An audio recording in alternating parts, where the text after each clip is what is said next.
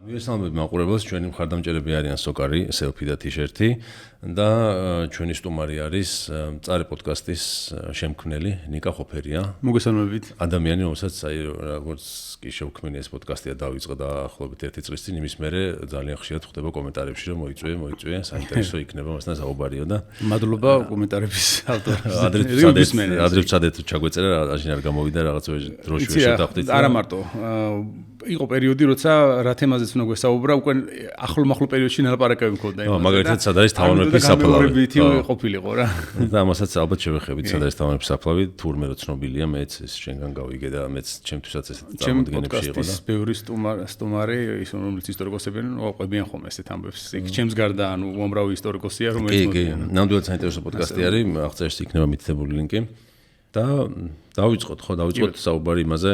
პირველ რიგში რატო არის მნიშვნელოვანი ისტორიის ცოდნა, აი რას გვაძლევს ის, რომ ჩვენ კარგად ვიცოდეთ საქართველოს ისტორია, ქართველებს ამითი რა შეგვიმატება. კარგად ვიცოდეთ, ანუ სწორად ვიცოდეთ.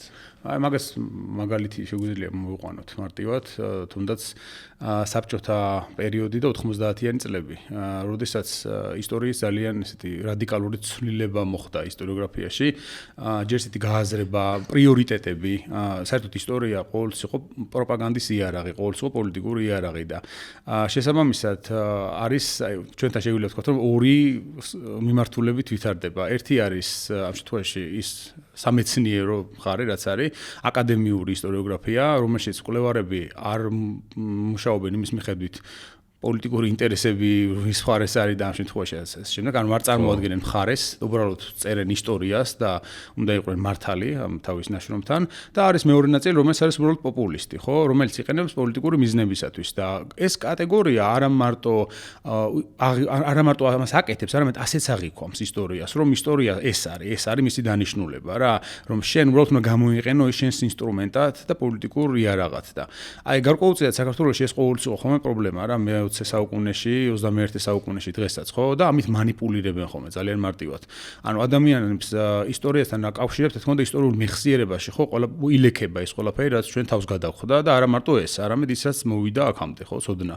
და შესაბამისად ამის გამოყენება მე როგორ მოხდება, რაღაცას ბოროტად მოხდება, თუ ამ შემთხვევაში შეიძლება რაღაც დადებითი მიზანიც ჰქონდეს ამას ვას შემდეგ. აი მარტივი მაგალითი არის, თუნდაც იგივე გარეჯის გარშემო ატეხილი ესა, ხო, რომელიც საარჩევნო კამპანიად გამოიყენეს რეალურად. გარეჯის საქართველოს სლოგანი. და იმითი ყველაფერი. ეგ იყო და ეგ ერთხელ ამოიღეს ამაზე ხმა, მოიგეს არჩევნები და დამთავრდა ამით ყველაფერი, ხო? აი მსგავსი რაღაც რო არ მოხდეს, ამისთვის უნდა ვიცოდეთ ისტორია. ხო, დამთავრდაში ალბათ გულისხმობ თუ არა შემისწორე, საინფორმაციო ველიდან გაქრა. მორჩა გაქრა, არა მარტო საინფორმაციო ველიდან, არც არაფერი არ გაკეთებულა ამ მიმართულებით აბსოლუტურად, ხო? უბრალოდ ნახსენები იყო მაშინ, რომ აი ეს მოხდა და მორჩა ამით, ხო? მეორეც აი მაგალითად ტერიტორიული კონფლიქტები რაც გვაქვს, საერთოდ საკუთარი ტერიტორიაზე ოკუპირებული ტერიტორიებია, ხო, რუსეთისგან. რატომ არის ეს ტერიტორია, ანუ რას წარმოადგენდა მე-20 საუკუნეში, რა გზა გავიარეთ, როდის გახდა ავტონომიური და ასე შემდეგ. ამაზე წარმოქმნა უმრავლესობას არ აქვს მაგალითად, ხო, მაგრამ ეს რო იცოდეს, გაცილებით უფრო ახლოს მივიდოდით პრობლემის გადაწყვეტასთან, ჩემი აზრით, ვიდრე ახლა ვართ. ან თუნდაც აი ის ეგრეთ წოდებული ეთნონაციონალიზმი, რომელიც საბჭოთა პერიოდში იყო საქართველოში გავრცელებული, ხო? ჩემი აზრით, ამან ძალიან დააზიანა ქართული კულტურაც, რელიგიაც, ისტორიაც, ყველაფერი აბსოლუტურად, იმიტომ რომ გადაწყობილი იყო ყველაფერი ისე, რომ აი რაღაცა საამაყო შეექმნა, შეიძლება არსებულიდან, მაგრამ შეიძლება არ არსებულიდანაც. ანუ ამ შემთხვევაში ძირითადად ისტორია გადაიქცა, ასე ვთქვათ, ინსტრუმენტად, რომელშიც გაერთიანდა მითოლოგია, რელიგია, ყველაფერი და აი ის რა აკადემიური მხარე რაც ჰქონდა, დიდწილად დაჩრდილული იყო ხოლმე, ან არ ვრცელდებოდა საერთოდაც, ხო? ხო, შესაბამისად, ხო, მე ვფიქრობ, რომ ადამიანებმა უნდა იცოდნენ ისტორია ზუსტად იმიტომ, რომ აი ამას თავი აარიდონ, ან ეგრეთ წოდებულ fake news და არასწორ ინფორმაციას თვითონ უნდა ხვდებოდეს, რომ რა არის მართალი და რა არ არის მართალი. ამისთვის უნდა იცოდე ისტორია, მაგრამ ეს ისტორია რომ იცოდე, უნდა კითხულობდე, უნდა ეცნობოდე რაღაცას, ხო? და უნდა არსებობდეს. ამიტომ არის რომ იგივე მწარე პოდკასტიც რატომაც შეიქმნა, ეს იყო ერთ-ერთი მიზანი. აი მე საერთოდ ექსპერიმენტად მოვიფიქრე. არაფერი ჩანაფიქრი არ მქონია, ერთ დღეს ავდექი, ყურსასმენები გავიკეთე და ეპიზოდი ჩავწერე უბრალოდ რა. პოლიტკორექტულობა და ისტორია ერქვა ამ ეპიზოდს და რატომ ჩავწერე ეს ეპიზოდი. ვკითხულობდი ერთ-ერთ სტატიას ფრანგულ გაზეთში Le Figaro-ში, იყო ტიერი ლენცის სტატია, ეს არის ძალიან ცნობილი ნაპოლეონის მკვლევარი. და ეს ამბობდა რომ თანამედროვეობაში ნაპოლეონი არასწორად არის გააზრებულიო და ისტორიის უცოდინრობის გამო აი ასეთ და ასეთ იარლიყებს აწებებენო და ასეთი ცნობები ვრცელდებაო. ანუ ფრანგებსაც არასწორად ესმით ნაპოლეონი. ყველგან ეს პრობლემა აბსოლუტურად ყველგან არის და ეს ტიერლენცი ამბობდა რომ საჭიროაო რომ ჩვენ მივაწოდოთ ინფორმაცია საზოგადოებას რომ იმ დროის გადმოსახედიდან რომელშიც ამ შემთხვევაში ნაპოლეონი მოღვაწეობს თუ ნებისმიერი ისტორიული ფიგურა, აი ეს ასე აღიქმება, აი ამას მიმართ ასეთი დამოკიდებულება უნდა გქონდეს, რომ არ უნდა შევაფასოთ თანამედროვე გადმოსახედიდან ისტორიული წარსული და ასე შემდეგ. აი ამ თემაზე გავაკეთე მეც მაშინ ეპიზოდი, რომელშიც საქართველოს პრობლემებსაც შევეხეთ და სოფლიოს პრობლემებსაც რა ზოგადად. არა, იმიტომ რომ ბევრი ისეთ რაღაც არა, იმიტომ რომ ბევრი ისეთ რაღაცას ვლაპარაკობთ ხოლმე, რაც შეიძლება აი მაგალითად აი ჩვენგან ესე ვთქვათ ურაპატრიოტებს განსაკუთრებით გულზე მოხდეს ზოგიერთი რაღაც რა. იმიტომ რომ ჩვენ არ ვერიდებით, არ ვალამაზებთ ხოლმე ასე ვთქვათ რაღაცას. უბრალოდ ზოგჯერ ფრთხილობთ და ფრთხილობთ რატომ? არა იმიტომ რომ ვიღაცას არ ესიამოვნება, არა, იმიტომ რომ ისტორიკოსი ზოგადად რაღაცას როცა იკვლევს, რაღაცაზე როცა საუბრობს, დარწმუნებითი ტონით რადიკალურად რაღაცას ვერაზოს ვერ ვამბობთ ჩვენ. ანუ ჩვენ წყაროები გვაქვს, იმითი ლოგიკური დასკვნა გამოგვაქვს. ხო, რაღაც ანალიტიკას ვაკეთებთ იმის, მაგრამ 100%-ით რომ ეს ასეა და გინდა თუ არა ასე იცოდეთ, არასდროს არ ვამბობ პოდკასტში. ხშირად შესავალში ვამბობ ხოლმე, რომ დღესაც მოისმენთ, არის ჩვენი ინტერპრეტაცია მოცემული ისტორიული წყაროებისა და მეორადი ლიტერატურის მიხედვით, რომელიც ეყრდნობა ლოგიკურ ჩარჩოებში ჯდება. და არ ვამბობთ იმას, რომ აი ეს 100%-იანი ასეა და აი ზოგჯერ ამას გვეუბნებიან ხოლმე, რომ აი უფრო ის ეყავით რადიკალურები ზოგ შემთხვევაში, მაგრამ მე ვფიქრობ, რომ წარე პოდკასტის სიმწარე ამ რადიკალურობაში არ უნდა იყოს და არც არის. არამედ იმაში, რომ ჩვენ ულმობლად პირდაპირ როგორც არის ისტორია ისე გადმოვცემთ ხოლმე და არ უვლით გვერდს, რაც არ გვესიამოვნება, ან შეიძლება ვიღაცას გულზე მოხვდეს იმას. შესაბამისად, აი ყოფილა შემთხვევა, რომ ეპიზოდი ჩამიწერია, რომელზეც იყო საუბარი მეორე მსოფლიო ომის პერიოდზე და კომენტარებში ყოფილან ხალხი, რომელიც გვაბრალებდნენ კომუნისტობას და კომენტარებში ყოფილან ხალხი, რომელიც გვაბრალებდნენ ნაცისტობას. ეს ნიშნავს იმას, რომ ჩვენ სადღაც შუალედი დავიჭირეთ ამ ორ ძალას შორის. და აი ამ შუალედის დაჭერას ყოველთვის ვცდილობ ხოლმე ეპიზოდებში, რომ არც ერთ მხარეს უპირატესობა არ მივანიჭო. ეს საქართველოს იქნება ეს თუ უცხოეთი, იმიტომ რომ ეს არის ისტორია ზოგადად. მე ვფიქრობ, ყოველთვის ვუყურებ აი მესამე პირის გადმოსახედიდან ისტორიას. კი, შეიძლება მე მეგობართან საუბარში ვიყო რა აი ქართველები ჩვენ ესე ვქენიძე, მაგრამ როცა ისტორიაზე ვსაუბრო, როცა წერ ამ შემთხვევაში აკადემიურ ნაშრომს, იქ ეს არ უნდა ჩანდეს. აი ეს არის წარე პოდკასტის შემეზე თავარი ღირებულება, რომ აი ეს ამ ხრივ არ უნდა გამოიკვეთოს არავითარ შემთხვევაში. როგორც კი ამის წაგვიცდება ხელი, ესე იგი დავკარგეთ ჩვენი მიმართულება რა და ნიშნავს რომ აი რაღაცას წარმოადგენ ამ შემთხვევაში. ამიტომ არის რომ ხარ მგვიწერენ ხოლმე თურქეთის აგენტი ხართ და სომხეთის აგენტი ხართ, რუსეთის აგენტი ხართ, ამერიკან ქვეყანა არ ვიცი რუკაზე რომელსაც აგენტიც არა ვარ რა ამ შემთხვევაში და რომელიც ფულს არ მიხდის. მაგრამ ანუ ეს რატო წარმოუდგენთ ის ასე იცი კიდე რომ არავის არ ვლანძღავთ პირდაპირ თან. ანუ მე ვიღაცის ანუ ისტორიული ფიგურების პირადი და როგორი იყო პიროვნულად ეხლა ეს ადამიანი და გაყრილი იყო თუ რა იყო ამაზე არაფერს არ ვსაუბრობ. ვამბობ რომ ის წყარო ასე წერს, მაგრამ მე არ გამსჭი არასოდეს მათ. ისტორიაში ამ შემთხვევაში ვიღაცას დამოკიდებულება შეიძლება ქონდეს ნებისმიერი ასეთი პიროვნებისადმი იქნება ეს თუ მოვლენისადმი ხო? რაღაც თავისი ხედვა, რომელიც ძალიან სუბიექტური არის. მაგრამ მე მაგას ვერ გავაჟღერებ პოდკასტში, იმიტომ რომ ეს პოდკასტი ინარჩუნებდეს აკადემიურ ჩარჩოებს. ანუ წარე პოდკასტის განსხვავება ჩემი აზრით გარკვეულწილად, ხო, რაც იყო და თავიდანვე ეს ამაზე ავიღეთ აქცენტი, იყო რომ უნდა ყოფილიყო გარკვეულწილად, აი რამდენადაც პოდკასტი შესაძლებელია აკადემიურ ჩარჩოში ჩამჯდარიყო. და ამიტომ არის სტუმრებიც ვინც მოდიან ისტორიას ასაუბროთ, ძირითადად არიან ისტორიკოსები თვითონ, რომლებიც იკვლევენ იმ კონკრეტულ საკითხს, ან ძალიან გათვითცნობიერებულები არიან იმ პერიოდის ისტორიაში ზოგადად რა. ანუ ამის მიხედვით ვარჩევ. აი მაგალითად ხა მე-20 საუკუნის კვლევარს შუა საუკუნეებზე არავითარ შემთხვევაში არ მოვიწვევ. ან ანტიკურობასზე არ მოვიწვევ, მაგალითად შუა საუკუნეების კვლევარს. ანუ ყველა თავის სფეროს წარმოადგენს ხოლმე პოდკასტში. თან სიმართლესაც თავის დოზების მოზომვა ჭირდება რა დოზით მიაწვდე, იმიტომ რომ ბევრი სიმართლე ერთად შეიძლება საერთოდ ვერ მიიღოს ადამიანმა და ამიტომ ბევრი ეპიზოდი მაქვს დაწერილი და გადანაწილებულია ეს სიმართლე. ცოტა დოზების გამო როგორც რაღაც წამას ჭირდება დოზები ეგრე არის სიმართლეც. ნაპოლეონი რო ახსენე იქ რატო ჭირთ ეს დღევანდელ საზოგადოებაში? შეიძლება თქვა ნაპოლეონის ეპოქაში მისი დროინდელი ისტორიკოსები რა თქმა უნდა იქაც პროპაგანდა იყო და რაღაცნაირად წარმოაჩენდნენ ნაპოლეონს. ისტორიკოსები ხო, მაგრამ აი მე-20 საუკუნეში ვის რაში ჭირდება რომ ნაპოლეონზე შექმნას რაღაცნაირი წარმოდგენა საფრანგეთში. ხო.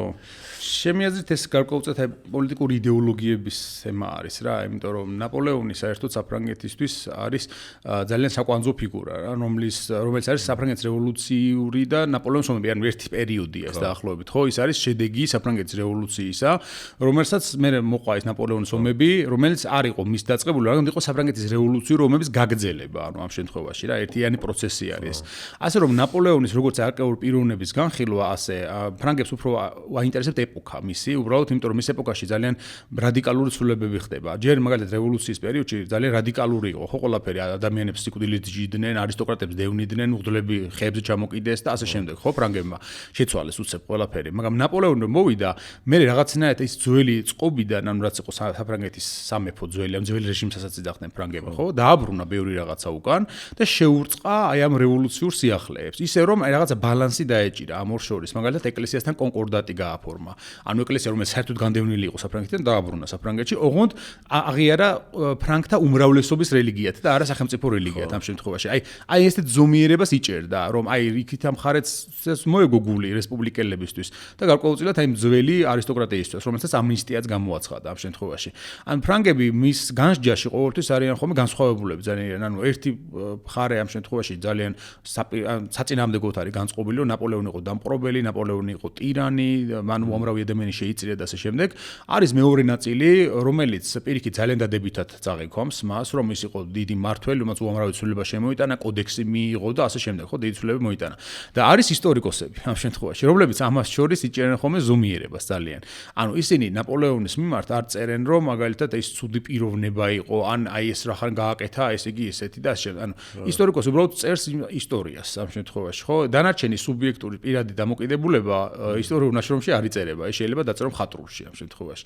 და აი ტიერი ლენცი ამას ამბობს ზუსტად, რომ ჩვენ როცა ამაზე ვსაუბრობთ, ვეცადოთ, რომ აი დავიცვათ გარკვეული ეს წესები რა, რომ იმ პერიოდში წარმოგიდგენთ ნაპოლეონს ასე დავებიან მონობის აღდგენას. ნაპოლეონმა ან მანამდე რევოლუციურ პერიოდში გაუქმდა საფრანგეთში მონობა, იმიტომ რომ კოლონიები ჰქონდა საფრანგეთსაც და მონებიც ყავდა, ხო? და გაუქმდა მონობა და ნაპოლეონმა მოვიდა 1800-იან წლებში უკვე კონსული როა საფრანგეთში და აღადგინა მონობა. და აღადგინა იმიტომ რომ ნაპოლეონი განიხილავდა კოლონიური იმპერიის აღდგენას საფრანგეთში, რომელიც დაკარგული იყო. აი ამის გამო მაგალითად ერთ-ერთი მიზეზი არის ზუსტად ეს თანამედროვე ფრანგულ საზოგადოებაში ნაპოლეონს აკრიტიკებენ ხოლმე, მაგრამ დავხედოთ იმ პერიოდის ისტორიას, ხო?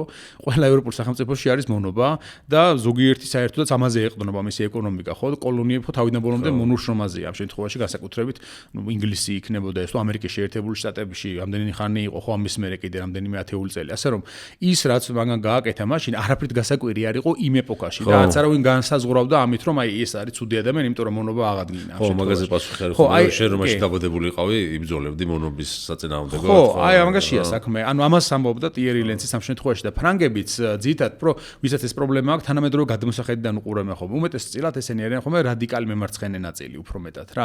ეგრეთ წოდებული ვოუქსაც უწოდებენ ხოლმე აი ეს ნაწილი, რომელიც აი ისტორიულ პიროვნებების მიმართ ყოველთვის გამოირჩევა ხოლმე ესეთი ნეგატიური დამოკიდებულებით, იმიტომ რომ ადრე სხვანაირად იყო ცხოვრება, ტირანები იყვნენ თუ მონარქები იყვნენ და შემდეგ ჩაგვრელები მოკლედ ეს და მე ძეგლებს ასაღებავებს ასხავენ, აგდებენ და ასე შემდეგ, ხო?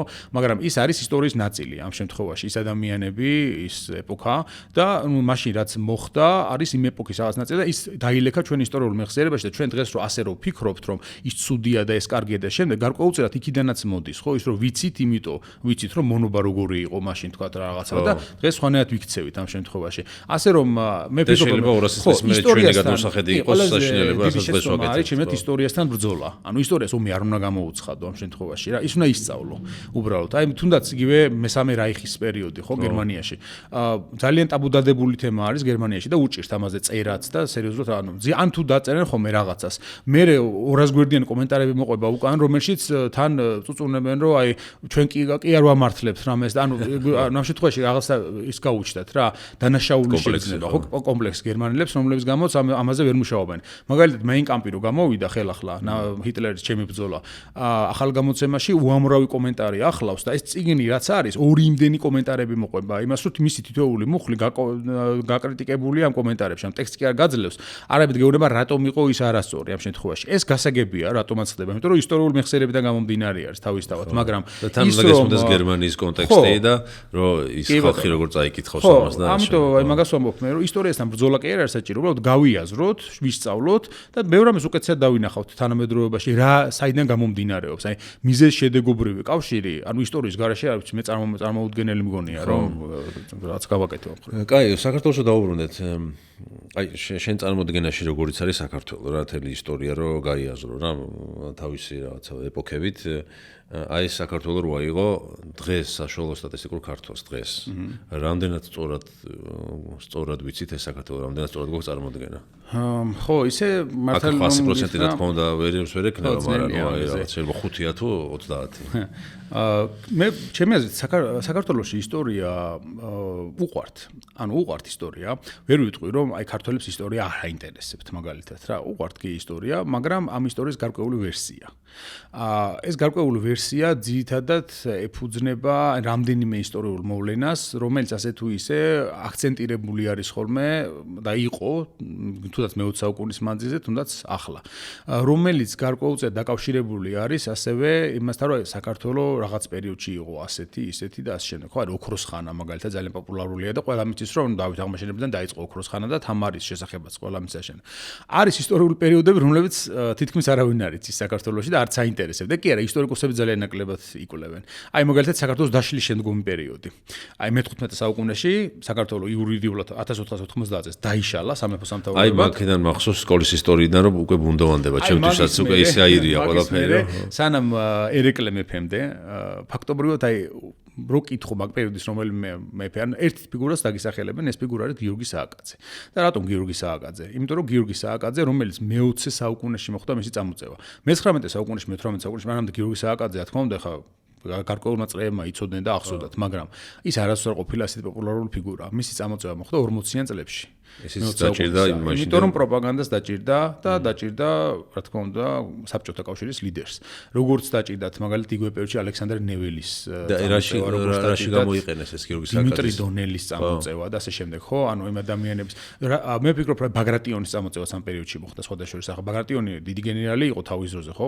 ბოროდინოს ბრძოლაში მონაწილეობდა და ასე შემდეგ მაგრამ შემდგომ პერიოდში რო გადააავლო საქართველოში თუნდაც რა დაწერილა მის შესახებ არაფერს ვერ იპოვით თითქმის მე-19 საუკუნის მანძილზე ან გინდა მე-20 საუკუნის წლებში მაგრამ უცებ 40-იან წლებიდან ბაგრატიონზე არის უამრავი ცნობა და უამრავი სტატია და თან როგორი ტიპის გაზეთებში კი იბეჭდება იცი კომუნისტი ხო თავისთავად და სოფლის ცხოვრება რაღაც გურჯაანის მაცნე და ასე შემდეგ ანუ ასეთ გაზეთებშიც კი იბეჭდება მასე მერე სამხედრო ოპერაციას დაარქვეს ბაგრატიონი რომელმაც უპასუხა გერმანულ ოპერაციას ბარბაროსას ხო ანუ ყველაზე დიდი საბჭოთა ოპერაცია რომელიც იყო მეორე მსოფლიო ომზე იყო ბაგრატიონი და შესაბამისად ანუ როცა სჭირდება ამ შემთხვევაში გარკვეულ სახელმწიფოს ამ პროპაგანდისტვის, აი მაშინ ხდება ხოლმე აი ესეთი და ჩვენც უმეტესად ამ მოსახლეობამაც იცის ის ადგილები, რომელიც პროპაგანდამ სხვადასხვა დროს მაქსიმალურად წამოწია წინ ამ შემთხვევაში რა. ან კიდე რა იცი გულს რომ მოგფხანს. წამოწია ის როგორც თვითონ აწყობდა. როგორც თვითონ აწყობდა კი. აი მაგაშიც არის საქმე, იმიტომ რომ იგივე ხა გიორგი სააკაძის მსგავსი ფიგურები ჩვენ ყავს ისტორიაში. ანუ გამონაკლისი კი არ არის მასეთი თუნდაც აზნაური ან ფეოდალი, რომელიც ამ შემთხვევაში მეფესთან შეიძლება ყოფილიყო დაპირისპირებაში შეიძლება რაღაც სახელმწიფოებრივი საქმეც გაეკეთებინა, მაგრამ მეორე მხრივ ყოფილიყო ამ შემთხვევაში შეიძლება აი ძალაუფლების მოსურნე, შეიძლება ყოფილიყო მეფის რაღაც ჩამოგდების, ანუ ასე შემდეგ რა. ანუ მაგალითად ლიპარიტ ბაღვაში თუნდაც გავიხსენოთ ხო, თუნდაც მესტუმრე ჯიქური გავიხსენოთ თუნდაც მე-13 საუკუნის ისტორიიდან, ან სადუნ მანკაბერდელი და ხუტლუ ბუღამისი. ბაღვაშები იყვნენ თავრების წინააღმდეგები, ხო ბაღვაშები იყვნენ ბაგრატ მე-4-ის პერიოდიდან მოყოლებული მეფეების მოწინააღმდეგეები, დავით აღმაშენებელმა საბოლოოდ გაანადგურა მე საგვარეულო, ანუ თითქმის ნახევარი საუკუნე მეფესა და ბაღვაშებს შორის მიმდინარეობდა ეს დაპირისპირება. თუმცა ეს ბაღვაშიც არ არის ნამდვილის გვარის და ფიქრობენ რომ დავით აღმაშენებლის ისტორიკოსისგან შემოღებული ტერმინია.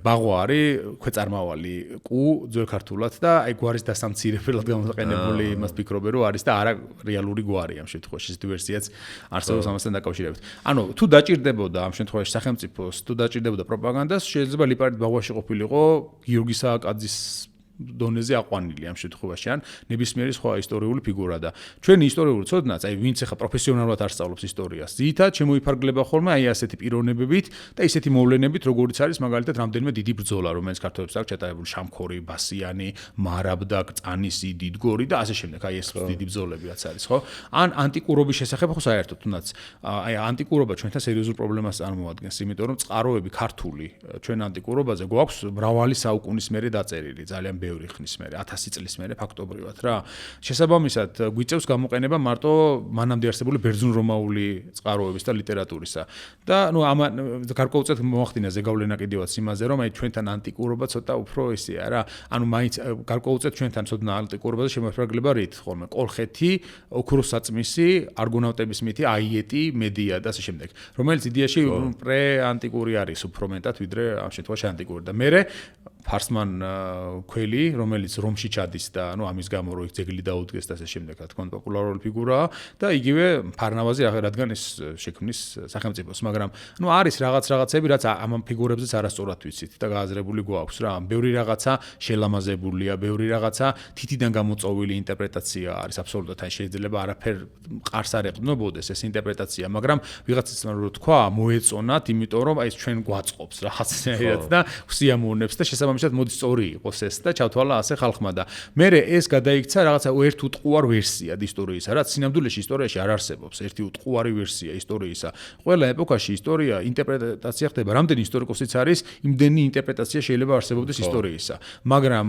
საზოგადოებამ დიდწილად ისტორია იცის სახელმძღვანელოდან აი მაგალითად სკოლაში ისწავლე რაღაცა ხო ის დაგამახსოვრდა და ისე გგონია რომ მორჩა ანუ ასეა რა ოფიციალური ისტორიოგრაფია თulis ასე ესე იგი ასეა ეს მოვლენა სინამდვილეში ჩვენ წარე პოდკასტში ვალაპარაკობთ ხომ რაზე იცი რომ აი აქ წერია რომ ასეა მაგრამ რეალურად რა ხდება აქ ნამდვილად ასეა კი ეს ამბავი მოდი ეს წყაროები გადავხედოთ აბა იქნებ რაღაცა სხვადასხვა უნდა გავაკეთოთ საერთოდ აქედან და შესაბამისად მე ბევრი რაღაცა იცვლება ხოლმე როცა ჩვენ ამას გადახედვას ვიწყებთ ხოლმე ამ წყაროების და შეფასებას ხო და გამოსავალი მაშინ რაში არის რომ ეხლა რიგითმა ქართველმა მაშინ მოგიწევს რომ ძალიან დიდი დრო დაუთმო ისტორიული წყაროების კითხვას ძნელი იქნება ხო ეგ მგონია ეს პრობლემა სულ იქნება რა უბრალოდ აი თუნდაც პოდკასტი იქნება ეს რადიო გადაცემა იქნება სატელევიზიო დოკუმენტური ფილმები იქნება მათ შორის შეიძლება მხატვრული ლიტერატურაც კი იყოს შეიძლება ამით სწორი წარმოდგენა შეექმნა ან ეს სწორი წარმოდგენა შეազგულისხმოს ამ შემთხვევაში შეუნა მოუწოდო ადამიანს რომ კრიტიკული ანალიზი გააკეთოს რაღაც მოვლენისა ანუ წარმოიდგინო რომ აი ამ დროს აი ეს და ეს ხდება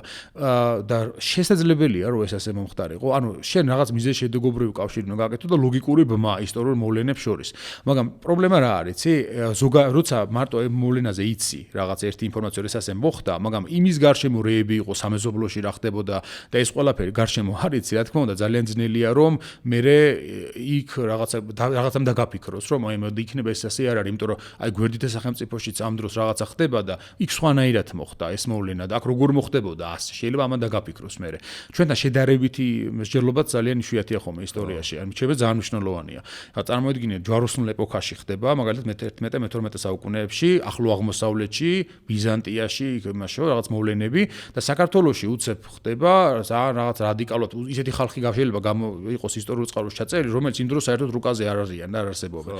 ხდებოდა ასე. მაგალითად, ხა ლეონტი მროველს ბევრი ისეთი ხალხი ყავს დასახელებული ქართლის ცხოვრებაში, ისეთ ეპოქაში, რომელშიც საერთოდ არ იყვნენ ის ხალხები. ანაქრონიზმი ქვია ამას და მე ეს ანაქრონიზმები ხშირად მკვიდრდება ხოლმე. აი მაგალითად, ჩვენთან დღემდე ცნობილია, რომ ხაზარები შემოესივნენ თბილის ჰერაკლე კეისართან ერთად ბიზანტიის იმპერატორთან ერთად მე-7 საუკუნეში. სინამდვილეში მაგ პერიოდში ხაზარები არ იყვნენ ჯერ.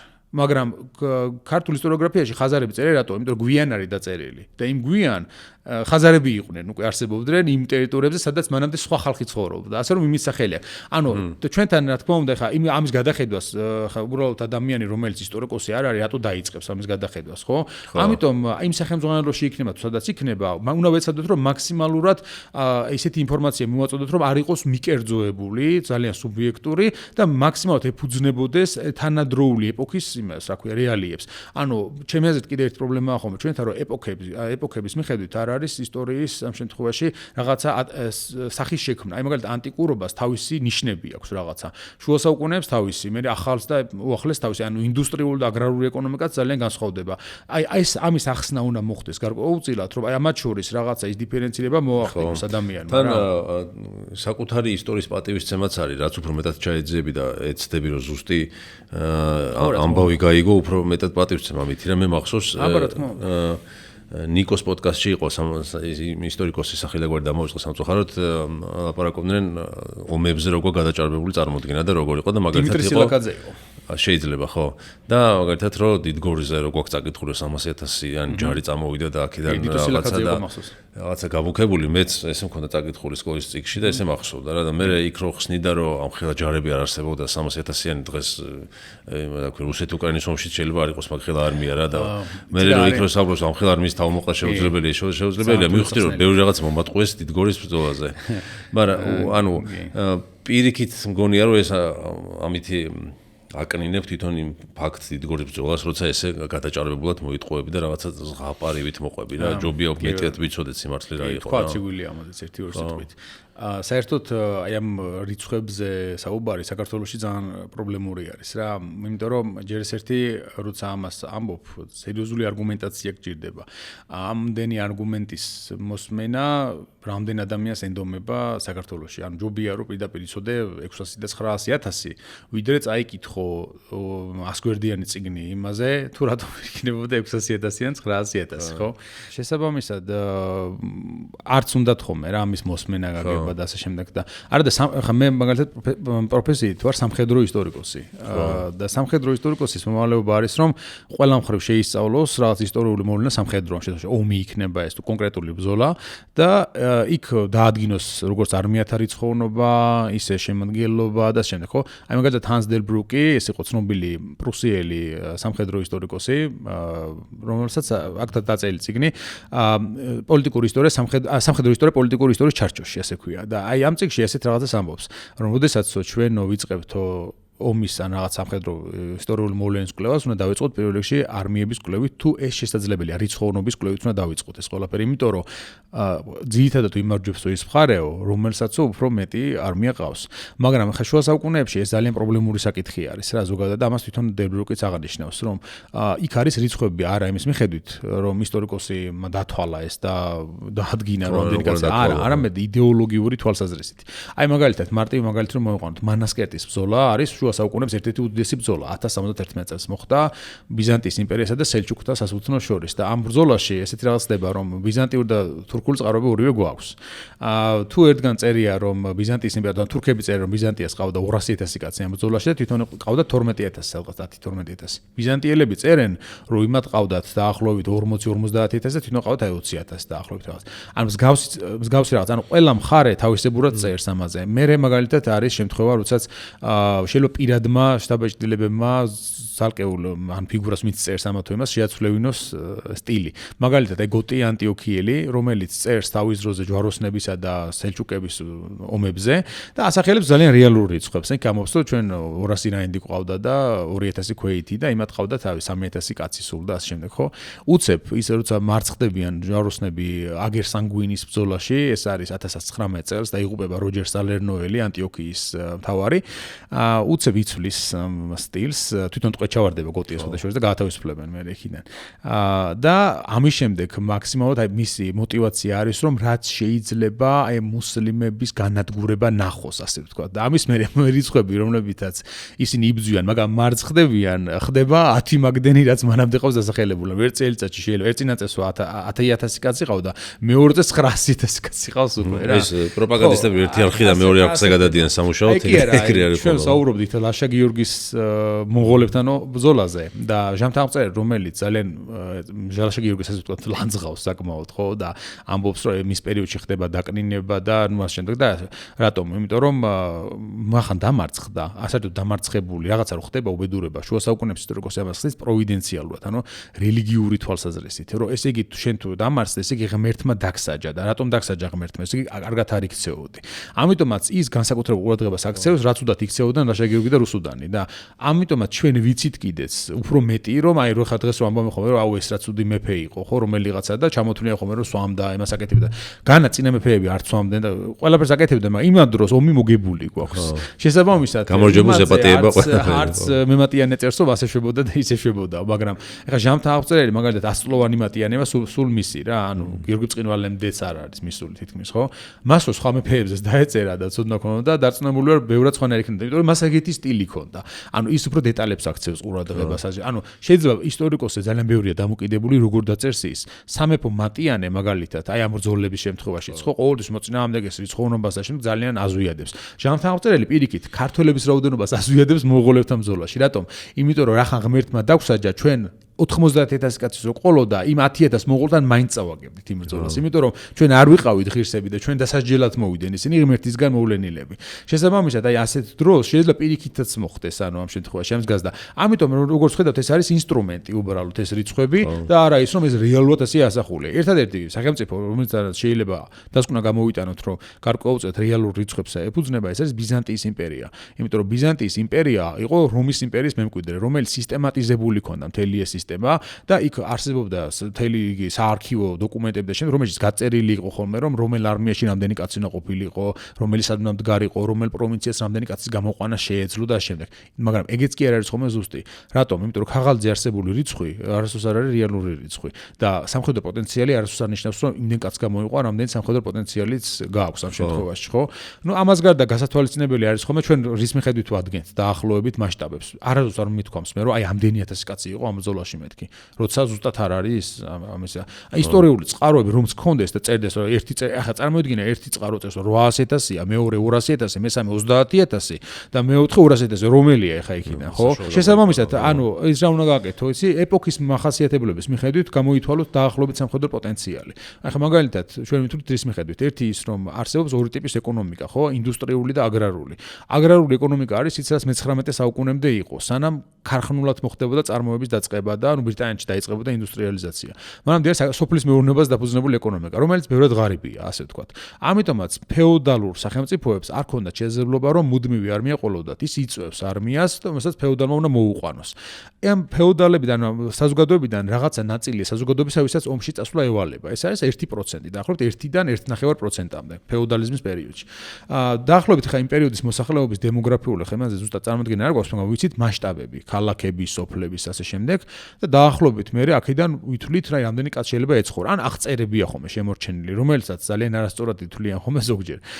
და იმ დაახლოებით 2 მილიონი ანი სახელმწიფოდან შეიძლება რაღაც 20,000 კაცი გამოსულიყო ბრძოლის ველზე, ან პოტენციურად სამხედრო პოტენციალი ყოფილიყო. იქიდან ახლა რამდენი გამოვიდოდა უშუალოდ ბრძოლის ველზე, რამდენი ციხეში გარნიზონად ჩადგებოდა, რამდენი კომუნიკაციის ხაზებს დაიცავდა და ასე შემდეგ. ეს კიდე ცალკე საკითხი არის. და აი სამხედრო ისტორიკოსი ამის დადგენას ცდილობს ზუსტად. ჩვენ არასდროს არ გვექნება ამაზე ზუსტი პასუხი, მაგრამ ჩვენ გვექნება მასშტაბებზე პასუხი. ეხლა დღეს საშუალია თქვა თან დიდგორის მასშტაბებზე. ძალიან რთული სათქმელია, მაგრამ ჩვენ რამდენიმე 10,000 ვასახელებთ ხოლმე ზოგადად უმეტესად. არა მარტო ეხლა ეს ჩემი მოგონილი კი არ არის ამ შემთხვევაში. მე საერთოდ პირადად ეს პერიოდი როგორც თქვა თან დავითის პერიოდი შემდეგ მე არ მიკვლევია მართლა გითხრა, მე ვარ გვიანანტიკური ხანის მკვლევარი. დისერტაცია დასრულებული აქვს მე-6 საუკუნეში ლაზიკის ომზე. მაგრამ ვეცნობი იმას, რასაც წერენ ქართველი სამხედრო ისტორიკოსები, რასაც წერენ უცხოელი სამხედრო ისტორიკოსები, ვადარებ ერთმანეთს ჯვაროსნების რიცხვებს, ბიზანტიელების რიცხვებს, იმ პერიოდის თურქ-სელჩუკების რიცხვებს ასე შემდეგ და საშუალოს ვითვლით ხოლმე რამდენიმე 10,000-ში. ანუ იმ ეპოქის მასშტაბებში ვსვამთ. განა ეს იმას კი ანიშნავს, რომ ის პატარა არის, ან დიდია პირიქით. ანუ ეპოქის მასშტაბებში უნდა იჯდეს. როგორ შეიძლება რომ გვერდით სახელმწიფოში ხდებოდეს რაღაც უზარმაზარი ომი, რომელშიც ერთგვარეს ყავს 20,000 კაცი, მეორეს 15,000 კაცი და უცებ საქართველოში იმ ქვეყნიდან რომელმაც წინაწელს გამოიყვანა 10 და 12,000 კაცი 900,000 კაცი შემოვიდეს, ხო? ლოგიკა ხო უნდა არსებობდეს რაღაც ამასთან დაკავშირებით, ხო? მე თუ მეტეს, მაგრამ ხა ვისაც როგორ უნდა მაინც საბოლოო ჯამში ხა ფართო მასებისთვის ეს შეიძლება დარჩეს ისევ ამათ. იმიტომ რომ ჩვენთვის ამას ძალიან დიდი მნიშვნელობა აქვს იდეოლოგიური თვალსაზრისით ამ დიდ გამარჯვებას. იმიტომ რომ იმ დროის მასშტაბებით ეს ძალიან დიდი გამარჯვება იყო. ხან ჩვენთან ციგორ წარმოდგენა აქვს, სამხედრო ისტორიკოსები აკნინებენ ამას, არანაირად არ აკნინებენ. უბრალოდ გონიათ რომ სხვა ბრძოლები დიდებია და ეს დავაპატარავით ასე ვთქვათ რა. სინამდვილეში ასე არ არის. ანუ ის ბრძოლებიც პატარა შედარებით და იმასთან შედარებით ხდება ეს ყველაფერი. და არა ისე რომ აი ჩვენ რაღაცა ძალით გავაკეთეთ ეს და ჩვენ თურქეთის აგენტი ვართ და ანუ რაღაც სისულელეები, ხო? ანუ როცა არ გიკვლევია საკითხი, როცა წყაროებს არ ჩაჯდომი ხარ, როცა არც სამხედრო ლიტერატურა შეგისწავლია, არც გეოგრაფია, არც დემოგრაფია და მულტიდისციპლინარული კვლევა არ გაქვს შეტარებული ამაზე, ძალიან მარტივია რომ ვიღაცა დაადანაშაულო რომ აი მე ეს რატო დაწერე. სოსო მარგიშვილმა თავის ძოზე პირველად დაწერა, რომ ამხელა მასშტაბი ვერ იქნებოდაო თქვა. მანამდე გოჩა ჯაფარიძემ თქვა სხვადასხვა თავის ნაშრომის კომენტარში ეს, რომ იბნ ალასირის ცნობა ყველაზე ზუსტიაო რა, რომელიც წერა 30-ის კაცის იბნ ალასირის. მაგრამ და მანამდე ზურაბ ავალიშვილმა ეს იყო პირველი რესპუბლიკის პერიოდის მოღვაწე და პარიზში გამოცემული 4 ცნობა, ჯვაროსნული ცნობა და ერთ-ერთი კომენტარში ეს რაღაცას ამბობს, რომ ეს რიცხვებიო სისულელიაო, ეს ხდება 1920-21 წლებში წარმოიდგინე. რომ ეს რიცხვები სისულელია, იმიტომ ამ პერიოდში ხელ არმიები არ არსებობდა და მაქსიმუმ 80,000 კაცი ყოფილიყო. დაწერა ზურაბ ავალიშვილმა 1920-იან წლებში. და როგორც კი ეს ფართო მასებმა ამ შესახებ შეიტყვეს, რომ ასეთ რაღაც არსებობდა, მერე წავიდა ამათი კრიტიკა და სოსო მარგიშვილის ეს მდგომარეობაში ჩააგდეს, რომ გულმა დაარტყა კაცს, ფაქტობრივად რა, ძალიან ინერვიულა ამაზე და საერთოდ საქართველოში სიმართლის თქმა ისტორიაზე ძალიან რთული არის რა, ეს დაკავშირებული არის მე საზოგადოებასთან დაპირისპირებაზე. ანუ ეს საზოგადოება ყოველთვის მიიჩნევს მე რომ შენ ვიღაცა აგენტი ხარ და ასე შემდეგ და რაღაცა, ეს შენ 90-იან წლიდან მოყოლებული და საბჭოთა პერიოდიდან მოყოლებული, აი ეს ცნება რომ შენ ვიღაცის აგენტი ხარ, ვიღაცა ყველას გონია რომ ვიღაცა ფულს უნდა გიხდიდეს იმაში, რომ შენ რაღაცა თქვა ან დაწერო, ამ შენ არანაირი ინტერესი არ უნდა გქონდეს, რომ რაღაცა ძალიან ან უკვირთ ხოლმე რომ მე ვუთხარი რომ ენთუზიაზმის ხარჯზე დავიწყე მეთქი უბრალოდ და ვერთობი და ვიწერ ამ პოდკასტს მეთქი რა, ანუ ეგონათ რომ მე რაღაცა ის მქონდა, რა ქვია, ბაზა მქონდა და 5 სახლი მქონდა აშენებული და 7 იაგუარი მედგა იმაში, რა ქვია და მაფინანსებდნენ, ხო, წარმოიდგინე რა, ანუ ყურსასმენიც კი არ მქონდა, თავიდან როცა დავიწყე რაღაცა იმით დავიწყე, ხო, შენდომში და ნუ ასე რომ ეგ არ ესმით გარკვეულწილად ეგ არის. ამ რაც ვახსენეთ ეს ნიკოს პოდკასტი ამას აღწერაში მივთითებ თუ იპოვე მაყურებელისთვის საინტერესო იქნება ალბათ, ხო, და როგორც ბრძოლების მკვლევარი რომელ ბრძოლას გამოარჩევდი ქართულს? იცი რა არის, რამდენიმე შეიძლება. აი სამაყო დავარქვათ კი არა, არ ვიცი, აი რაღაც ისეთი სადაც ყველაზე მაგარი. პირველ რიგში ალბათ დიდგორს მაინც, იმიტომ რომ მნიშვნელობის მხრივ რამდენადაც ჩვენთან დამკვიდრდა, სრულად შეესაბამება და რატომ? იმიტომ რომ ის კრავს დავით აღმაშენებლის მრავალწლიან მომზადებას საბოლოო ჯამში იმისთვის, რომ საქართველოს გაერთიანოს და თბილისიც აიღოს. ასე რომ ვფიქრობ, რომ ის არის კულმინაციური მომენტი, რომელშიც მან ძალიან დამაჯერებლად გაიმარჯვა. შესაბამისად, მე ვფიქრობ, რომ ამაზე მნიშვნელოვანი შეიძლება სხვა არც ერთი ბრძოლა არ ყოფილა რა საქართველოს ისტორიაში, იმიტომ რომ იგივე შამქორი და ბასიანი ძალიან დიდი ბრძოლებია, მაგრამ იქ საქართველოს ყოფნა არ ყოფნა საკითხი და ამ შემთხვევაში ის რომ დაამთავრებდა თუ არა და შეძლებდა თუ არა გაერთიანება საქართველოს და მსგავსი რამე არ იდგა. აი თუნდაც რომ დამარცხებულიყო საქართველოს შამქორთან, ამით არაფერი არ იცვლებოდა პოლიტიკურ გაზზე, ეს უბრალოდ ეხმარებოდა ელდიღუზიანების სახელმწიფოში მიმდინარე სამოქალაქო ომში ერთ-ერთ მხარეს. ან ბასიანთან თუნდაც ხო რუქნადინის წინააღმდეგ გარკვეულ ტერიტორიისთვის ხდება ეს დაპირისპირება იქ და ნუ თქვა თუ იქ რო რაღაც პატარა მარცხი ყოფილიყო ან რაღაცა და შემდეგ ამ საქართველოს არ დასრულდებოდა და რაღაცა არ მოხდებოდა და დიდგორი ამ შემთხვევაში უფრო მნიშვნელოვანი მგონია, იმიტომ რომ ის რო წაეგო დავით აღმაშენებელს, მან რაც აქამდე გააკეთა წყარს ჩაიყრებოდა მთლიანად. ანუ კულმინაცია იყო, რომელშიც თუ ვერ გაიმარჯვებდა, ნუ მაშინ ტყუილა უშრომია ამდენი, ხო? მოამზადა ყველაფერი იმისთვის და მოიგო ეს ბრძოლა. ანუ დავით აღმაშენებელი იმაზე გაცილებით დიდი სტრატეგოსია, ვიდრე საქართველოს მოსახლეობის დიდმა ნაწილმა შეიძლება წარმოიდგინოს. ეს დიდგორი ბრძოლა არ არის მისი ყველაზე დიდი დამსახურება და არც მარტო ეს არის ძლევაის საკვირველი. ძლევაის საკვირველი მისი ისტორიკოსი წერს მის მოღვაწეობაზე და არა მარტო ერთ კონკრეტულ ბრძოლაზე. ის ერწუხით და ის ყველაფერსაც ის აკეთებს სხვა ბრძოლების, სამშვილდის აღება იქნება ეს თუ აზერბაიჯანში ლაშქრობა მე. ეს ყველაფერი არის ძლევაის საკვირველი, იმიტომ რომ მანამდე წარმოვიდგინოთ ერთი საუკუნის, ნუ ნახევარი საუკუნის მანძილზე მაინც საქართველოს ძალიან მძიმე მდგომარეობაში იყო სამოქალაქო ომებში, მერე თურქ-სელჩუკების შემოსევები იყო, დიდი თურქობა იყო და ასე შემდეგ, ხო? და უცებ ამ კაცის დროს ყველაფერი იცვლება, იმიტომ რომ პოლიტიკური ვითარებაც კი იცვლება საერთაშორისო, მაგრამ სხვა დროსაც შეცვლილა, მაგრამ მეფეებს ვერ გამოუყენებიათ ეს თავისასარგებლოდ და ამან ყველა მომენტში გამოიყენა აბსოლუტურად რაც კი შესაძლებელი იყო.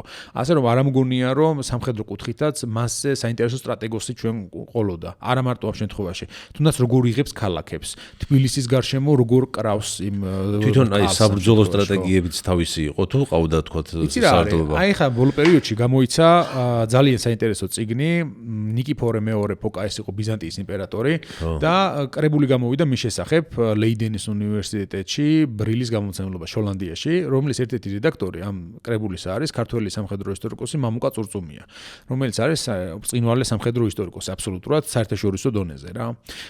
და იქ მაგალითად ის ადარებს ნიკიფორე ფოკასა და დავით აღმაშენებლის სტრატეგიებს ერთმანეთს და ის ამბობს, რომ გარკვეული ცოდნა ქართველ მეფეებს ბიზანტიური სამხედრო ტრაქტატებისა მათ შორის და რაღაცა უნდა ქონოდათ გარკვეულ უწირათ, ხო? მისი ისტორიკოსიც ავლენს ხომ ხშირად ამას როცა წერს, რომ დავითი ძალიან ბევრს კითხულობს, იქ ალექსანდრე მაკედონელს ადარებს და ასე შემდეგ. ანუ საქართველოში ანტიკურობის შესახებ გარკვეული წარმოდგენა ცოდნა აშკარად არსებობდა. რაზეც მეტყოლებს თუნდაც ის, რომ თარგმნიდნენ კიდევ ასეთ ნაწარმოებებს. შოთა რუსთაველის ვეფხისტყაოსანში პირდაპირ დასახელებული არის ბერძენი ფილოსოფოსები, ხო?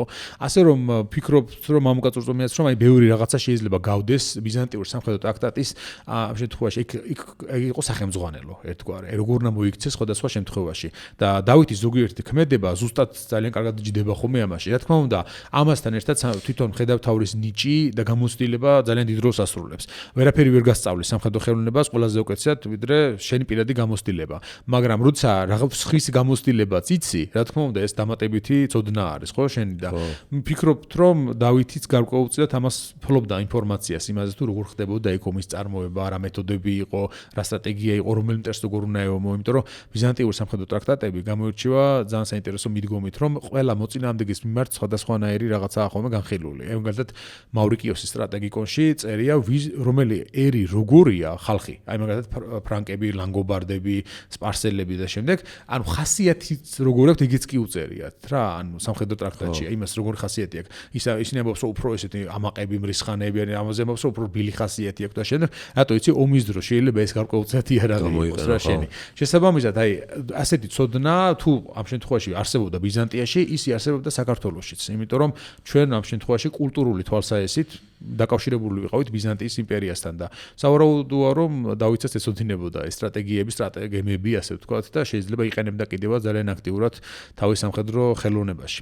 სხვა ბრძოლებიდან შეიძლება დავასახელოთ ბასიანი, იმიტომ რომ ძალიან საინტერესო არის როგორ მიივიდნენ ქართველები. ანუ ძალიან მოულოდნელად წაადგნენ ისინი მოწინააღმდეგეს თავს, არადა რეალურად ისე ჩანდა რომ თითქოს ის ჩასაფრებოდა ქართველებს, ანუ ცოდნოდა მათი მოსვლის შესახებ და პირველი მივიდა იქ, სადაც რუქნადინი ამ შემთხვევაში.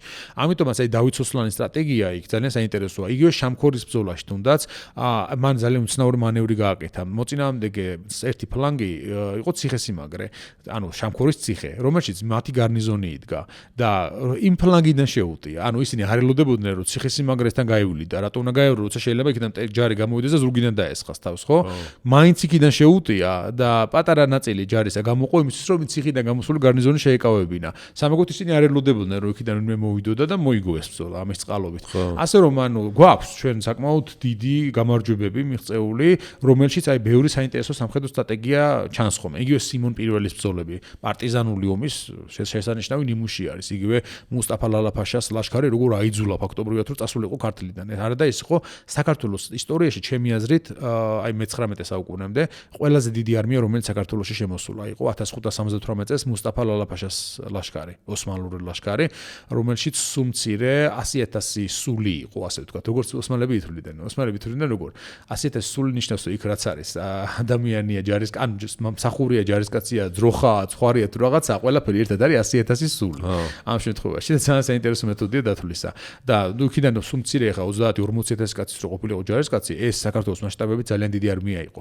კიდევ ერთი მიზეზი თუ რატო არ ხდებოდა საქართველოში მასშტაბური, აი ძალიან მრავალ ასეულათასიანი არმიების შემოყვანა და აქ ბრძოლების გამართვა. არ იყო რესურსები. ანუ არმია 19 საუკუნემდე სანამ კონსერვებზე გადავიდნენ ამ შემთხვევაში ქარხნული წარმოება დაიწყო საკვებისა, მანამდე ძირითადად დამოკიდებული იყო ხოლმე რომ ვის ტერიტორიაზე შევიდო და იქ უნდა ეჭამა. ან ხა წარმოგიდგენთ 200 კილომეტრის იქით რომ მიდიხარ, ხო? რამდენი საკვები უნდა წამოიღოს არმიამ და თავის ცხენებისთვისაც მოაქვს იმას საკვები, მოაქვს შეშა და 1000 რაღაცა კიდე, ხო? და უნდა იყოს ეს რამდენი ხნის მანძილზე. მე ხშირ შემთხვევაში არ ყოფნიდათ ხოლმე, გზაში იწყებოდა დეზერტირობა, იწყებოდა ამ ჯარებში არეულობა და ამ შემდეგ, ხო? მე მოვიდოდა ადგილზე და იქ უნდა ეშოვა საჭმელი უკვე და იქ საქართველოში ძალიან ძნელი ხდებოდა ეს, იმიტომ რომ რამდენი ჩვენთან სამხედრო კამპანია ყოფილა და ცოტა უფრო მრავალრიცხოვანი ჯარი შემოსულა, ყოველთვის ისტორიული წყაროები ჩივიან ხოლმე იმაზე, რომ აი არმია მოკვდა მშიერი რა, ანუ არაფერი არ იშოვება აქ და ლაზიკის ომში მაგალითად სპარსეთის დამარცხების ერთ-ერთი მიზეზი ის რომ ვერ მიაღწიეს საბოლოო ჯამში წარმატებას, არის ის რომ ლოგისტიკა ვერ გამართეს, ანუ საკვები არ იყო რა, ადგილობრივზე ვერ შოულობდნენ და გადმოტანა უწევდათ იბერიიდან, რომელთანაც იყო უღელტეხილები დამაკავშირებელი და ეს უღელტეხილები ხან დაკეტილი იყო, ან თუ ლაზები ან არ მოყვებოდნენ მოგზაურობად ვეს გადმოდიოდნენ იმაზე. ასე რომ საჭმელი რო არა გაქვს, ის არმია დააგებს ომს, რა თქმა უნდა, ხო? ნაპოლეონს აქვს ნათქვამი არმია თავის კუჭზე დადისო და ასეც არის მართლა რეალურად. ამიტომ არის აი ხა ჩვენ მარტო იმას კი არ წერთ, როცა განვიხილავთ ომს, რომ აი ამდენი კაცი შეიკრიბა და წამოვიდა, აქედან ამდენი კაცი შემოიკრიბა, წავიდა იომეს, არა. ის არმია როგორ შეიკრიბა, რამდენად შესაძლებელია, რომ ამდენი კაცის გამოყვანა შეძლებელი იქნებოდა, როგორ მოამარაგებდნენ მას პოტენციურად, რამდენი ხანი იყოფოდა ეს მარაგი, ადგილობრივ პირობებში რამდენი რესურსი შოვიდა და აი ეს ყველაფერი უნდა აუცილებლად გამოვითვალოთ ხოლმე იმით, რომ დასკვნა გამოვიტანოთ. ან იგივე გარნისის ბრძოლაში, რომელსაც ჯალალედინის არმიას ასახელებენ ხოლმე რაღაცა უზარმაზარად, ხო? სინამდვილეში მის წინაპირობები რომ ნახოთ, ჯალალედინი როგორ მოდის აქამდე, ხო? რომ ის ფაქტობრივად გამოქცეული არის ხორეზმის სახელმწიფოდან, იძულებული არის რომ მონღოლები მოსდებენ კუჭში ფაქტობრივად და ეს გამორბის იქიდან და ეს არმია ძალიან მძიმე მდგომარეობაში ყავს პირიქით, როდესაც ის საქართველოს მოაღწევს, განსაკუთრებით მეორე ბრძოლის დროს, ბოლნისის ბრძოლის დროს. და შესაბამისად ესეც გათვალისწინებული უნდა იყოს ხოლმე იმაში, რომ ვინ ამ მდგომარეობაში იმყოფება იმ დროს რა, იმიტომ რომ ხა ეს ძალიან მარტივია, რომ თქვა, რომ ორი ჯარი მოვიდა იომეს და ამ ხედავთავარმა ეს სიტყვა წარმოთქვა არმიის წინ და ამანეს და მე ბოლოს იომეს და ერთ მხარემ გაიმარჯვა. ეს ხა მარტივი მოცემულობა, ეს სამხედრო ისტორია არ არის. ეს არის პოლიტიკური ისტორია. სამხედრო ისტორია არის უკვე აი ამ მოვლენის კვლევა უშუალოდ იქ რა ხდება იმის უკან. ეგ არის. ეგ თუ კარგად ვიცით, ჩვენი ბრძოლების ისტორიაც უფრო საინტერესო ხდება ამასთან ერთად, სხვათა შორის გაცილებით საინტერესო ვიდრე ერთი შეხედვით არის. იგივე მარაბდის ბრძოლაში, ხო? მარაბდის ბრძოლაც გამორჩეულია საქართველოში.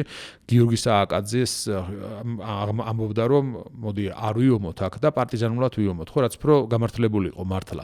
მაგრამ მაინც იომა არმიამ იქ და ამას აქვს თავისი მიზეზი, ფეოდალური წყობა ხსნის ამ მიზეზს, თუნდაც ის რომ არმია, რომელიც 20,000 და თუ 15,000 კაცს ამდენიც იქნებოდა შეკრებილი. რახან შეაგროვე ეს ფეოდალური ჯარი, ან უნდა გამოიყენო, ან ერთ თვეში, ან მაქსიმუმ შეიძლება 20 დღეშიც აღარ იყოს ეს არმია შენთან, იმიტომ რომ როცა იწვევ ფეოდალურ არმიას, მას აქვს ერთთვიანი ვალდებულება დაახლოებით შენ წინაშე. ერთი თვის მერე შენ ვალდებული ხარ ჯამაგირი მისცე და საჭმელი აჭამო. გააქვს ამის შეძლებლობა, რომ 15,000 და 20,000 კაცი გამოყვებო და თან ჯამაგირი უხადო დიდი ხნის მანძილზე, რამდენიმე თვის მანძილზე. თუ არა გაქვს ამის შეძლებლობა, ეს არმია გაგექცევა და იქვე არის იმ კრებაზე, როცა ეს სარდლები საუბრობენ, იქ ამბობენ, რომ თუ ვიომოთო ბარემო, თორე ჩვენო გაგეცლებითო ჩვენი ჯარებითო ეუბნებიან, ემუქრებიან მეფეს, იმიტომ რომ ჩვენ მიწას მტერი აოხრებს იქ და თან არ შეიძლება რომ ამის დაშვება, ბარემ რახან შევიკრიბეთ, ვიომოთ. და გარკვეულწილად აი ამ ფეოდალური ეპოქის თავისებურებების გათვალისწინება უნდა მოხდეს ხოლმე ხშირად სარდლების გადაწყვეტილებების როცა ვიქრობთ ხოლმე, რომ აი ეს არასწორად მოიქცა თუ რაღაცა ამ შემთხვევაში რა. აი ესეც უნდა გავითვალისწინოთ, ანუ იმას აქვს რაღაცა პირობები ხა. ის ადამიანი ხა ბრმად და ეს სულელურად კი არ იქცეოდა მართლა. ესე იგი რაღაცა აქვს მიზეზი და ჩვენ მაგალითად ჩემ პოდკასტში ამას ვცდილობთ ხოლმე რომ აი რაღაცა დავიჭიროთ ობიექტური მიზეზები რატო ხდება ეს ასე. აი თუნდაც იგივე გარნისის ბრძოლაში, აი თუნდაც ლაშა გიორგი რატო იქცევა რაღაც შემთხვევაში ასე, რატო იქცევა რუსუდანი ასე, რამდენად ანუ ჩვენთან ახლა მიღებულია რომ ეს ცუდი მეფეა, ეს კარგი მეფეა, ეს ასე შავთეთრი არ არის ისტორია რა და შესაბამისად ყველა ეპოქა ყველა მეფობა ერთმანეთთან განსხვავებულია. ყველა სხვადასხვა დაბრკოლებასთან უხდებოდა გამკლავება და შესაბამისად აი ამის მიხედვითაც უნდა მოხდეს მისი გააზრება და არა იმით რომ ეს პიროვნულად ცუდი ტიპია და მოდი ამ დროს იმდო წავაგეთ ხო რაღაც მარტივი მოცემულობაა ეს ძალიან. ხო. კიდე თამარ მეფის აფლავიც, თამარ მეფის პერსონაც ესეთივე ის არის მისტიფიცირებული, ამაზე ბევრჯერ ვკითხავ ჩემთვის და ბევრი გაქვს. ჩვენ გვაქვს ეპიზოდი 3 მითი საქართველოს ისტორიაზე და ერთ-ერთი არის მაგაზე, უბრალოდ მითი არის, იცი? ჩვენთან ესე ამბობენ ხოლმე რომ არ არის ცნობილი სად არის თამარ მეფის აფლავი. ხოდი აქ გაგაჩერებ. სადამ ამ თემაზე გადავალთ, ჩვენი სპონსორის შეკითხვას ჩავსვათ და მე გავაგრძელოთ. შევისვენოთ, ეს არის სოკარი შეკითხვა. შეისვენე დავის ენერგიით და შენ როგორ ისვენებ ხოლმე თავისუფალ დროს?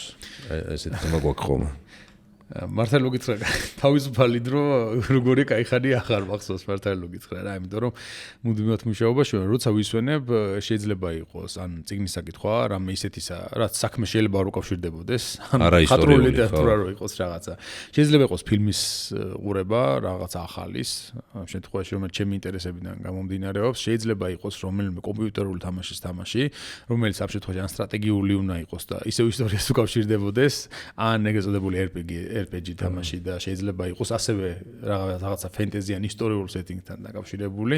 მოკლედ რომ თქვა, აი ეს შეიძლება იყოს კარგი ლუდის დალევა. შეიძლება იყოს კარგი ღვინის დალევა სასიამოვნო ადამიანების გარემოცვაში, ვისაც შეიძლება ინტელექტუალური საუბარი კონდეს რა. ესეც ჩემთვის დასვენებაა გარკვეულწილად. და შეიძლება ასევე იყოს რაიმე ისტორიული ადგილის დათვალიერება, თუნდაც არა მარტო საქართველოში, არამედ საზღვარგარეთაც. რა მაგალითად მე კონფერენციებზე წასვლა მიწევს ხოლმე ხანდახან. ნაპოლეონის საზოგადოების წევრი ვარ საერთაშორისო და ვესწრები ხოლმე ნაპოლეონის კონგრესს.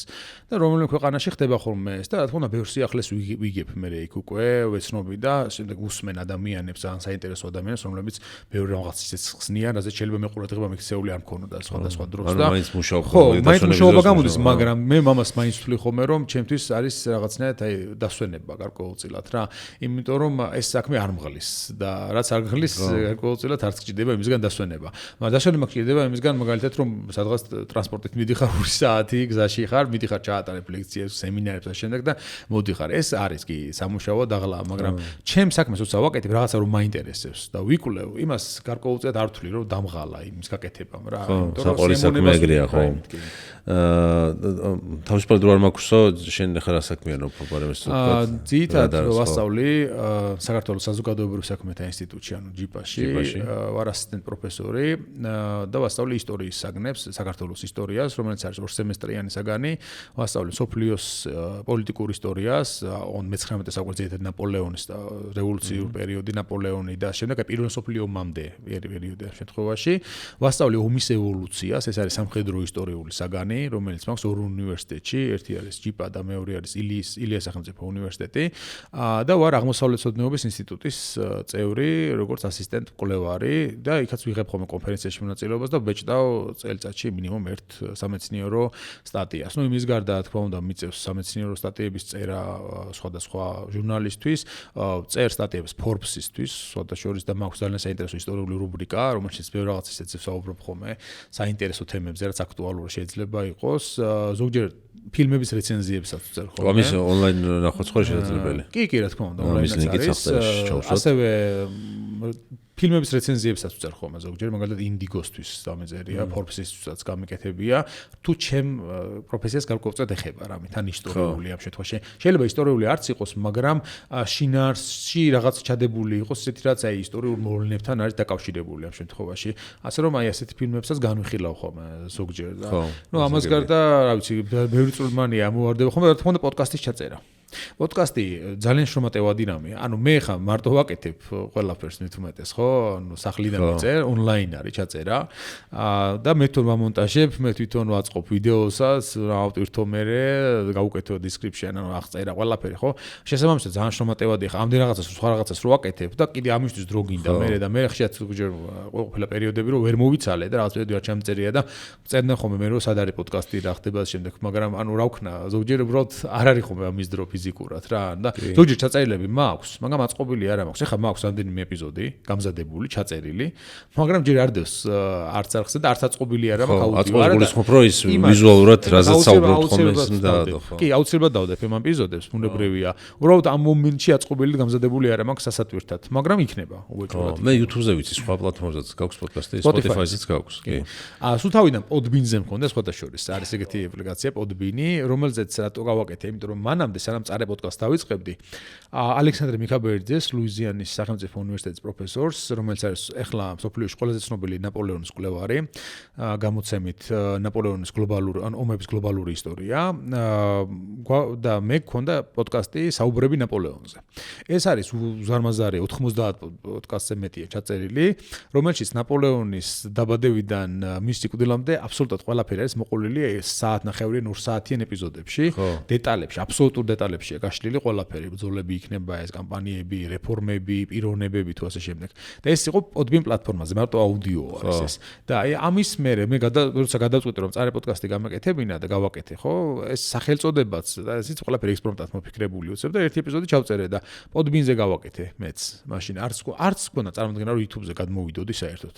ამიტომ მე არ ვთვლი ხოლმე რომ YouTuber-ი ვარ, იმიტომ რომ ეს პოდკასტი უბრალოდ იმიტომ და გადმოვიტანე მე, რომ ნახე რომ საქართველოში ამ აუდიო პლატფორმებს არ უსმენენ, მაინც და მაინც იყენებენ YouTube-ს. ხო, აი Spotify ხდება ეხანელენ და პოპულარული. ჩემი აზრით, ხო, ის უფრო მე მაგალითად პირადად ყველაფერს იქ უსმენ. აუდიო პლატფორმებზე და არა YouTube-ზე. ანუ იქ თუ არის ვერსია, თუ ხა YouTube-ზეა მარტო, მაშინ YouTube-ზე უსმენ, მაგრამ თუ ვიცი რომ არსებობს იმის ვერსია აუდიო პლატფორმაზე, იქ უსმენ ხოლმე.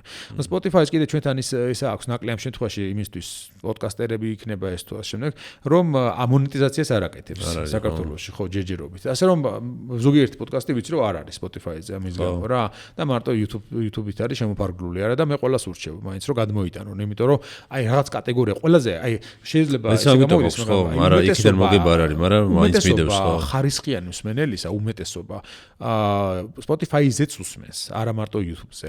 იმიტომ რომ ხა წარმოვიდგინე მუშაობის დროს, ან თუნდაც მგზავრობის დროს, ან თუნდაც ვარჯიშის დროს და ასე შემდეგ, ყურსასმენებში Spotify-ით ჩართვა უფრო კომფორტული და მარტივი არის და დამახსოვრება ვიდრე YouTube-ით. ხო, თან თუ არ გაქვს YouTube-ის ფასიანი ვერსია, ჩაკეცვა იმის რეკლამა იცის იმან, ხო, ხა მე მაგალითად პრემიუმი როც კი შემოვიდა მაშინვე ავააქტიურე, იმიტომ რომ ბევრად კომფორტული არის ჩემთვის. ახლა თან მithundes პოდკასტი თუ გაქვს იქ უნდა კონდეს, მაგრამ ბევრს არ აქვს ამ შემთხვევაში, ხო? და შესაბამისად ზოგჯერ აწუხებთ ხოლმე ან რეკლამა რაღაცა და მე ეს ადამიანს ურჩევ ხოლმე რომ აუდიო პლატფორმაზე მოусმინონ. კარგი. ჩვენი მეორე სპონსორისგან საჩუქარი. ეს არის T-shirt-ი, ყოფილი მაიკაჯი, ეს არის მაისური, სპეციალურად ჩვენთვის შერჩეული, თუ გახსნი დამოიღებ შენ თემატიკაზე მორგებული, ეს მაისური შეგიძლიათ რა თქმა უნდა შეიძლება თახწერაში იქნება მითითებული ლინკი. მე არ ვიცი რა არის ხო რა პრინტი შეარჩიეს. მეცო ვაჩვენოთ. ნუ ამას გამოვწერო შეგიშალოს. შენ პროფესიასთან არის დაკავშირებული პირდაპირ. ძლევა ეს აკვირველი აჰა. მართლა ძლევა ეს აკვირველი. გაი, ეს შეგიძლიათ. ეს აყორელი ბრძოლა. კარგი, გავაგრძელოთ და სად არის თავანაფის საფლავი? რას ამბობთ დღეს ისტორიული წყაროების მიხედვით? პირდაპირ წერია ისტორიული წყაროებში ამას მე ბევრი ისაჭირდება ამ შემთხვევაში კვლევა გელათშია. და ამას ძალიან ლოგიკური მიზეზიც აქვს რა. გელათი დავით აღმაშენებელმა ააშენა ქართველ მეფეთა საძვალედ. ანუ მეფე რო გარდაიცვლება, ერთიანი საქართველოს უნდა დაიკრძალოს გელათში. შესაბამისად ეს აგვარებს აი ამდენ პრობლემას. და ხა საიდან გაჩნდა, რატო გაჩნდა ეს რომ სხვაგან არის სასაფლავებული. ბოდიში ამის დამტკიცება დღეს ანუ გელათში რომ მიხვიდე. გელათში დავით აღმაშენებლის საფლავსაც ვერ დავამტკიცებ. მაგრამ ის საფლავის ხო არსებობს, მაგრამ სად არის თვითონ ძვლები და ეს. იცი რა არის პრობლემა? ხშირ შემთხვევაში აი იატაკი ამ შემთხვევაში ან საკურთხეველსაც დასაფლავებული არის ხოლმე. იმის გახსნა ქრისტიანულ ქვეყანაში ხა მეფის, თუმცა წმინდანი მეფის საფლავის ამოთხრა იქიდან და შემოწმება რომ იქ ძვლები აწყვია თუ არა, ხო შიგნით რაღაც ცოტა არასერიოზული პრობლემური საკითხია ჯერ ეს ერთი, ხო? მეორეც ხშირ შემთხვევაში როცა რენოვაცია, რეკონსტრუქცია რაღაც ხდებოდა, ხოლმე ხდებოდა შეიძლება ამ საფლავების, ასე ვთქვათ, აღარევაც გარკვეულწილად რა, რამაც მე გაართულა იდენტიფიცირება რა. შესაბამისად, აი ამ პრობლემამ მე დამატებითი შექმნა რაღაც ასჩული იმისთვის, რომ რაღაც სხვა ვერსიებიც გაჩენილიყო. და ამავე დროს კიდე რატო გაჩნდა ეს ვერსიები? ყველა ასეთ ლეგენდარულ მმართველს, როგორც იყო თამარ მეფე, მაგალითად, თამარ მეფე არის ლეგენდარული მმართველი, იმიტომ რომ ეს არის პირველი ქალი მეფე ამ შემთხვევაში ამ ქვეყანისა, რომელიც როდესაც საქართველოს იყო ძალიან დიდი ძლიერი სახელმწიფო, ხო? ნუ მიუხედავად ძალიან ბევრი სირთულისა, რაც იმ პერიოდში მოხდა. შესაბამისად, მასზე უამრავი ლეგენდა გაჩნდა, ხალხური ამბები, გარკვეულწილად რა, რომ აი ეს რამდენად დიდი იყო, რაღაც მითოლოგიური ფიგურადაც კი ჩამოყალიბდა, ანუ რაღაცა ნახევრად ღმერთი, რაღაცა ჰიპოსტასი და ასე შემდეგ ღმერთს, ხო? და შესაბამისად, აი გაჩნდა აი ეს საფლავის საკითხიც. აი მაგალითად ჩინგისხანის საფლავი არავინ არ იცის სად არის, იმიტომ რომ სადღაც სტეპშია დასაფლავებული და მე არის ლეგენდა, რომ ყველა დახოცეს, ვინც დაასაფლავა ისე, რომ არავის აღარასოდეს არ გაეგო და არ შეეწუხებინა მისი ძვლები. ალარიხის საფლავი, რომელიც რომია იყო 400 წელს, არის ესე, რომ იტალიის სადაც არის, მდინარე სკალაპოტი შეუცვალეს გოთებმა, იმის ქვეშ ჩანჩქერის ქვეშ დაკრძალეს ალარიხი და მე ისევ გაუშვეს წყალი იმ ადგილზე და ზუსტად სად არის არავინ არ იცის ესეთი ისაბითი. ასეთი თითქმის ყველა ლეგენდარულ ლიდერის შესახებ ვიცით, რომ არის რაღაც მსგავსი წარმოდგენა. შესაბამისად, თამარის პერიოდმა მოგცა შესაძლებლობა, რომ ჩვენთანაც გაჩენილიყო და ამას პლუს კიდე დაემატა ერთი რამ. როდესაც არსებობს დებუას წერილი, არის ეს დებუა, იყო ფრანგი, რომელიც წერდა ჯვაროსნული ლაშქრობების შესახებ და ეს წერილი, რომ ლაშა გიორგი, ანუ საქართველოს მეფეო მოდისო იერუსალიმში თავისი ლაშქრითო, ანუ დაგვეხმარებაო ჯვაროსნულ ომშიო და თან მოაქვსო თავის დედის ძლებიო, რომელიც მან დაო იერუსალიმში დაასვენოს. მაგრამ ეს ჯვაროსნული ომი არც კი მიგვიღია მონაწილეობა, იმიტომ რომ მოვიდა მონღოლები მოგვადგნენ მაშინ და დამთავრდა ამაზე ყველანაირი ლაპარაკი მაშინ, ხო? ანუ ლაპარაკი იყო მაგის მერეც, რუსუდანჟოსაც არის წერილები. ივანე ათაბაგიც კი იგზავნის რომის პაპთან წერილებს, მაგრამ არ მომხდარა რეალურად არ განხორციელებულა, ხო? ასე რომ თუ სადმე მართლა არსებობდა ეგეთი იდეა, რომ მას ეს უნდა გაეკეთებინა, ფაქტია რომ ვერ მოხდებოდა, ხო, ასე. შესაბამისად არის იქ, სადაც ისტორიული წყარო, მისი ისტორიკოსი და შემდეგ ამბობს, რომ აქ არის დასაფლავებული. პირდაპირ წერია, რომ დაკრძალეს გელათში. და რატო არის საჭირო ამის ასე გართულება არ მესმის მართლა. ხო, ზამთკინული თემა არის ხოლმე. კი, ამაზე ხარ როცა მე პირველად მახსოვს ჯაბა სამუშიამ გამოვასცა წიგნი თამარის საფლავის შესახებ. და ეგ ახსნა რა ეს საკითხი, რომ გელათშია დასაფლავებული თამარ მეფე. უბრალოდ არსებობს ესეთი ვერსიები, არის ლეგენდები და შემდეგ. მაგრამ რა არის, როცა ასეთი გამჯდარია ეს მითი, მისი ესე მარტივად ჩაფარცხვა არ ხდება. ხა ვინ ყველა წაიკითხავს იმ რაღაცა წიგს, ყველა წაიკითხავს პოდკასტს მოусმენს ყველა? არა, ხო, მაინც დარჩება რაღაცა ზოგადოებაში, უფრო ლამაზი ჩანს, უფრო რაღაცა მხატვრული და შესაბამისად ესე. აი მაგალითად ჩვენთან ყოფილა შემთხვევა პოდკასტში, რომ კომენტარებში დაგვიწერეს რაღაც მხატვრული ნაწარმოებიდან ტექსტი და გვითხოვს ეს რატო არ გამოიყენოთ იმაში, რატო არ თქვით ამაზე. ვამბობ, არ არის ეს ისტორიული ფაქტი, მაგრამ მას საკითხული აქვს მაგალითად დათო ტურაშვილთან სადღაც და გონია რომ რაღაც ისტორიული მხატვრული ნაწარმოებიც რო არის სწორია ისე. ანუ ძალიან არასწორი წარმოდგენა ჩვენთან ისტორიის მიმართ გამოწვეული არის კიდევ მხატვრული ლიტერატურიდანაც, იმიტომ რომ ხა რა არის, ჩვენთან მე ვამბობ ხომ ხშირად რომ კლასიკური და ისტორიული რომანი დაწერილი არ არის საქართველოში რა. ძირითადად იცი რა არის, უბრალოდ ისტორიული ის გამოყენებული არის გარემო ზოგჯერ იმისთვის რომ ნუ რაღაცა ის შეიქმნას. კონსტანტინე გამსახურდია იყო ერთ-ერთი, ვინც აი ყველაზე ახლოს იყო ამასთან გარკვეულწილად, ხო? მაგრამ მისი წიგნებიც მე არ ვთვლი, რომ აი ამ მიზნით არ დაწერილი, რომ რაღაც ეპოქა ეჩვენებინ. არა, მას თავის შინაარსი აქვს, რაღაცა აქვს ჩადებული, რომელიც ახსნაც უნდა იმ გარემოში, რომელშიც არის მოცემული. ანუ მას ის არ ამოძრავებს, რომ მაინც და მაინც ეპოქა გააცოცხლოს ამითი, არა ამ შემთხვევაში. მაგრამ აი ესეთი ნაწარმოები მაქსიმალურად ნაკლები გვაქვს ჩვენ. იგივე უცხოური მხატვრული ნაწარმოებები დიუმას, მიხედვით, თუ წარმოდგენა გაგიჩნდა საფრანგეთზე, ჩათვალე რომ არაფერი არის საფრანგეთის შესახებ, იმიტომ რომ ეს უთლიანად გამოგონილი არის სამ მუშკეტერში მომხდარი ამბები. მაგას თუ წაიკითხავ, კარდინალ რიშელიე გეგონება ტერი იმისი საფრანგეთისა და ძალიან უარყოფითი ფიგურაა და ასე შემდეგ. ხო, ფილმებიც განსაკუთრებით რაც გადაიღეს მაგის შესახებ, რიშელიე არის ხომ რაღაც ბოროტმოქმედი. სინამდვილეში კარგად თუ დააკვირდება მკითხველი, წიგშიც კი არის მინიშნება ერთ მნიშვნელოვან რაღაცაზე, რომ სინამდვილეში რიშელიე არანაირად არ არის საფრანგეთის ან ვინმეს პირადი მტერი. პირიქით, სახელმწიფოებრივად მოაზროვნე ადამიანია, მაგრამ შენ როცა კითხულობ ამას იმით, რომ აი სიყვარულის ისტორია მოცემული რაღაცა, ის ფარავს შემთხვევაში. ასე რომ აი დიუმას მიხედვით საფრანგეთის ისტორიას როგორც ვერ ისწავლი, ისე ქართული მხატვრული ნაწარმოებების შესახებ ლაშარელას მიხედვით და დიდოსტატის მარჯვენის მიხედვით ვერ ისწავლი საქართველოს ისტორიას რა. და ხშირ შემთხვევაში ეს გარკვეულწილად აი არასწორი წარმოდგენების მიზეზიც ხდება ხოლმე. აი მაგალითად იყო ერთ პერიოდი გავრცელებული, აქვს დათო ტურაშვილის ესეთი მოთხრობა, ჯგრა გიქვია, წმინდა გიორგი. და ამ მოთხრობაში როგორ არის დაწერილი ეს მოთხრობა? ერთი რაღაც თლიანი სიუჟეტი კი არა აქვს. არის ვითომ დიდგორის ბრძოლის მონაწილე ადამიანების პატარ-პატარა წერილები. რომ აი ვითომ ჯვაროსანი ფრანკი მონაწილეობს დიდგორის ბრძოლაში და აი რას ამბობს ის, მე რომ ამბობს რომ აი ქალები ხვდებოდნენ, ჩურჩხელა მაჭამეს და ასე შემდეგ და ასე.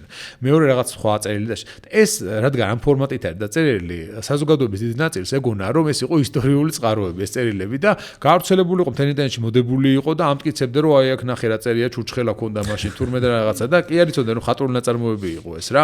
და ნუ მე მაგაზე ვიდეოც კი მქონდა პატარა ჩაწერილი, სამ პოდკასტს დავიწყებდი და ვამბობ რომ აი 4 ლიტერატურული ტექსტი რომელიც ისტორიულად საღდება მეთქი ესე ერქვა. და ერთ-ერთი იყო ეგ რა, ანუ დათო ტურაშვილის მიზანი კი არ ქონდა რომ გაეყალბებინა ისტორია. უბრალოდ მოთხრობაა რა. დაწერა კაცმა მოთხრობა. ეხლა მე რო დავწერო ხატრული ნაწარმოები, ეხლა წარმოედგინე რაღაცა, ხო?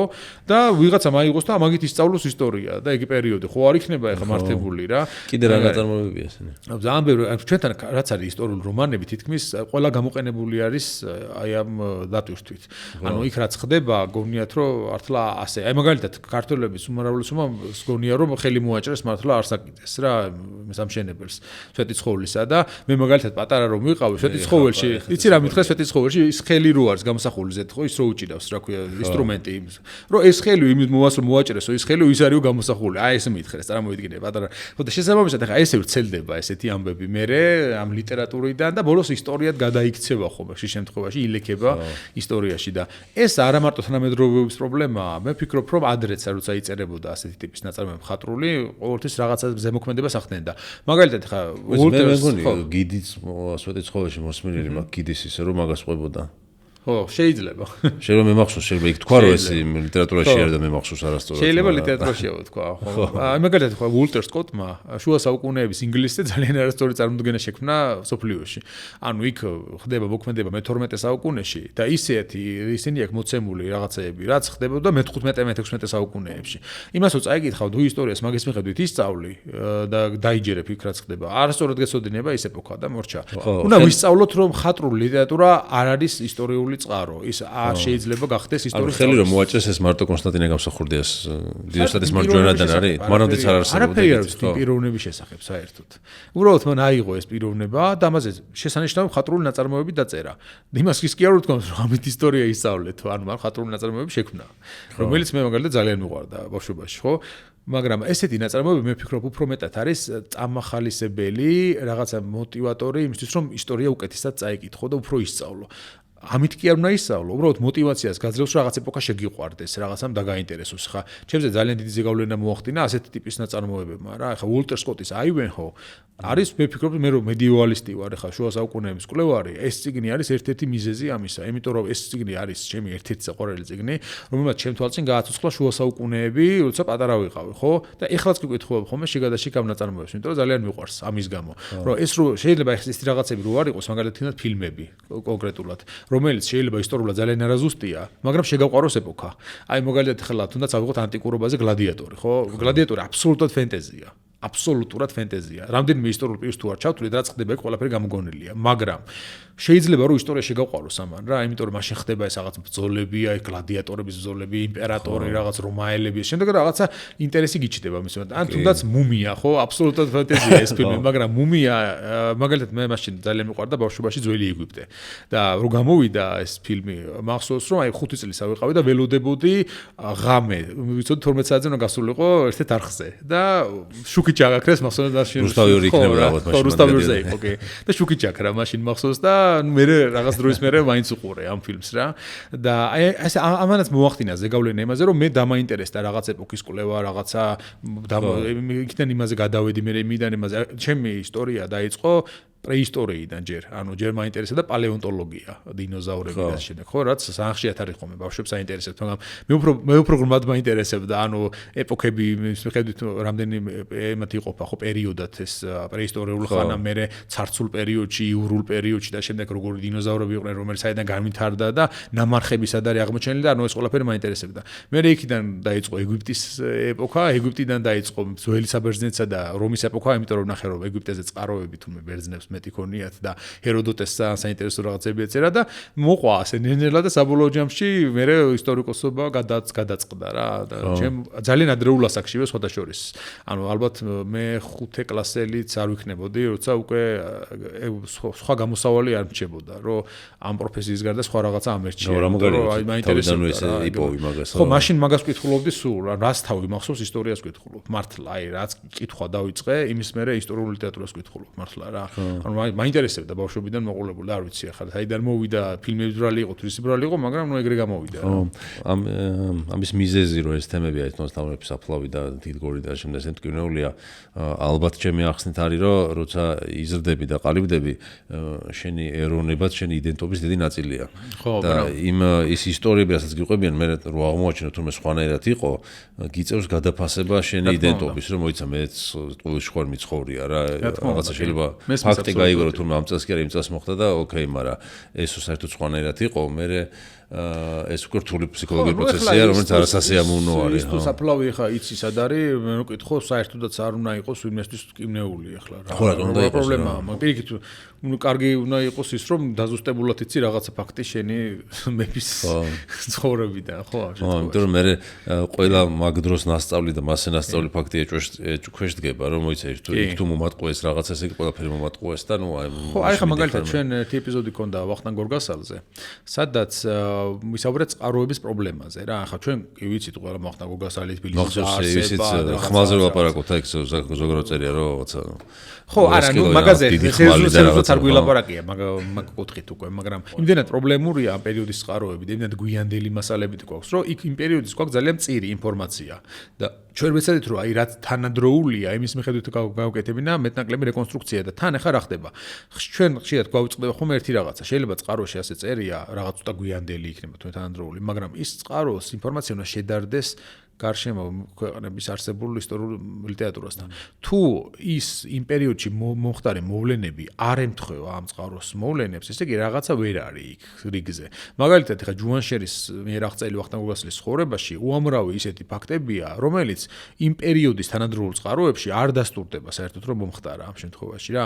შესაბამისად, მე გვიწევს რა გადმოთარიღება, მაგალითად, რომ ამ დროს რო არის. შეიძლება აი ამ დროს იყოს სინამდვილეში ეს მეფე და ამ დროს არა. ამიტომ არის ხშირად აი თარიღები მოძრაობს ხოლმე ისტორიაში რა. ზოგჯერ პოლიტიკური დანიშნულებაც აქ ასე თარიღებს. მაგალითად, ქართველები და სომხები და შემდეგ ცდილობდნენ ხოლმე რომ გაქრისტიანების თარიღი რაც შეიძლება ადრეული ყოფილიყო. იმიტომ რომ ნუ პრესტიჟია რა, რომ ჩვენ პირველმა მივიღეთ ქრისტიანობა და ასე შემდეგ, ხო? ამიტომ ეს შეიძლება გარდა იმისა, რომ ისტორიული რეალობის გარდა შეიძლება პოლიტიკური ინტერესიც არსებობდეს ამ თთან დაკავშირებით. თანაც უნდა გავითვალისწინოთ კიდევ ერთი რაღაც, რომ აი ასეთ პატარა ქვეყნებში როგორც არის საქართველო, როგორც არის სომხეთი, როგორც არის თუნდაც აი ბალკანეთის ქვეყნები და ასე შემდეგ, ალბანეთი და შემდეგ. და ვისაც რომელთა ერებიც შედარებით აი მე-19 საუკუნეში ჯერ კიდევ არ იყო ბოლომდე ეს რაღაც ჩამოყალიბებული იდენტობა და ეს ხო? უფრო მეტად არიან დაკავშირებულები ამ ისტორიულ მეხსიერებასთან და უფრო მეტი ინტერესი აქვთ რომ თავიანთი ისტორია რაღაცა უფრო ესე დიდებულად წარმოაჩინონ, ხო? იმიტომ რომ შენ პატარა ერი ხარ და ამ თანამედროვე სოფლიოში ამ უზარმაზარი ვეშაპი სახელმწიფოების იმაში შენი ის უნდა იპოვო რაღაცა ადგილი, ხო? და შენ ამ შემთხვევაში ვერ იქნები ყველაზე ძლიერი სამხედრო თვალსაჩინო, შეიძლება შენ ატომური იარაღი არ ქონდეს ან რაღაც, ხო? მაგრამ შენ წარმოიდგინე რომ რაღაც ით უკეთესი ხარ სხვაზე, ან რაღაცა გაქვს საამაყო, ხო? ამ შემთხვევაში და გარდა იმისა, რაც რეალურად გაქვს, შეიძლება ცოტა კიდე წაკრა, ასე ვთქვათ, სტეროიდებზე შესვა შენი ისტორიული მეხსიერება ამ შემთხვევაში, რომ აი უფრო დიდებულად წარმოაჩინოთ. ეხლა ეს ჩემი აზრით ძალიან გასაგები ამბავია რა, არაფერი ამაში გასაკვირი არ არის და მე სულაც არ ვამბობ, რომ აი რატოა ესე და რაღაც, ანუ ამაზე პროტესტი არ მიჩნდება ნამდვილად რა. ესეა რა, მეც ალბათ უცხოელს ველაპარაკები ვიღაცას. ყოველთვის ვცდილობ რომ საქართველოს წარმოვაჩინო აი მაქსიმალურად აი უკეთესად ამ შემთხვევაში ხო მაქსიმალურად დადებითი ვაჩვენო აქედან აი რაღაცა ანუ რეკლამა გავუკეთო რა ქვეყანას რა ყოველთვის ასეა ხომ ასე ვიქცევი აი მაგალითად იყო შემთხვევა როცა ჩვენ დავეხმარეთ მე და ჯიპას რამდენიმე შემთხვევაში თანამშრომელი კიდე ხარაბაძე და კიდე ერთი ბიჭი იყო დავეხმარეთ Kings and Generals არის ესეთი არხი YouTube არხი ისტორიაზე რომ დიდი გორის ბრძოლაზე გაეკეთებინათ ვიდეო და მათ თუნდაც დიდი ხანი უნდოდათ აქამდეც ამის გაკეთება, მაგრამ რატო არ აკეთებდნენ ახლა? ამ ხალხმა ასე თუ ისე კარგად იცის ისტორია, ყავთ პროფესიონალები, რომლებიც ამ ტექსტებს, რასაც ისინი იყენებენ მე ვიდეოებში, ამუშავებენ, ხო? და დიდი გორის ბრძოლაზე რაც მათ მოიძიეს მასალა, უბრალოდ ხა წარმოიდგინე იმ პერიოდის ყველა ბრძოლები და ისინი ქონდათ, ბიჭო, რაღაცა არზისო ეს ვიძახა. ამ ვიდეოსაც აღწერაში მოგწევ, მოგწერმე რომ ჩამიგდეს ვიდეო. რა, ნორმალურად თუ საქმე ხო, როგორ არის, როგორ ხა სალადინს რომელიც ყველაზე ძლიერი მუსლიმი მმართველი იყო, ხო?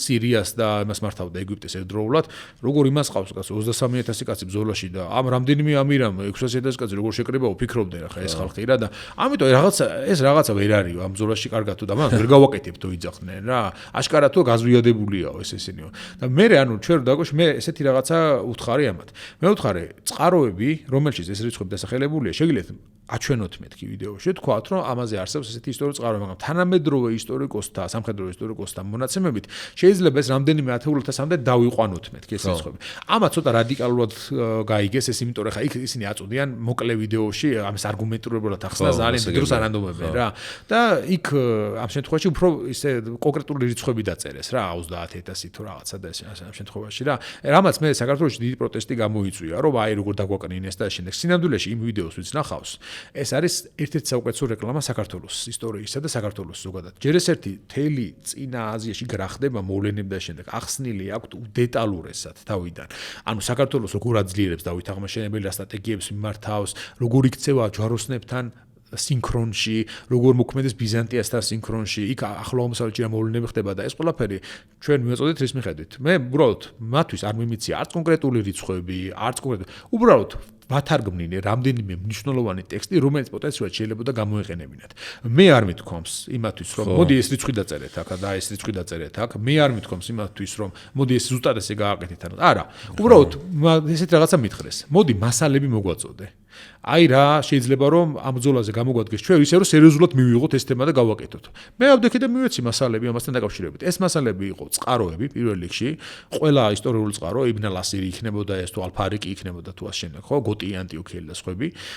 მივაწოდეთ გოჩა ჯაფარიძეს, ეს არის დიდი ქართველი აღმოსავლეთის ოდნე იყო გოჩა ჯაფარიძე, რომელსაც აქვს საქართველოს და მახლობელი აღმოსავლეთის ისლამური სამყარო მე-12-მე-13 საუკუნეებში ესეთი ფუნდამენტური ნაშრომი. იქიდან თარგმნელებს სპეციალურად ვათარგმნეთ ინგლისურად რამდენიმე თავი, რომ აი ეს ვითარება მუსლიმური წყაროების მიხედვით იმას სწორად გაეკეთებინათ.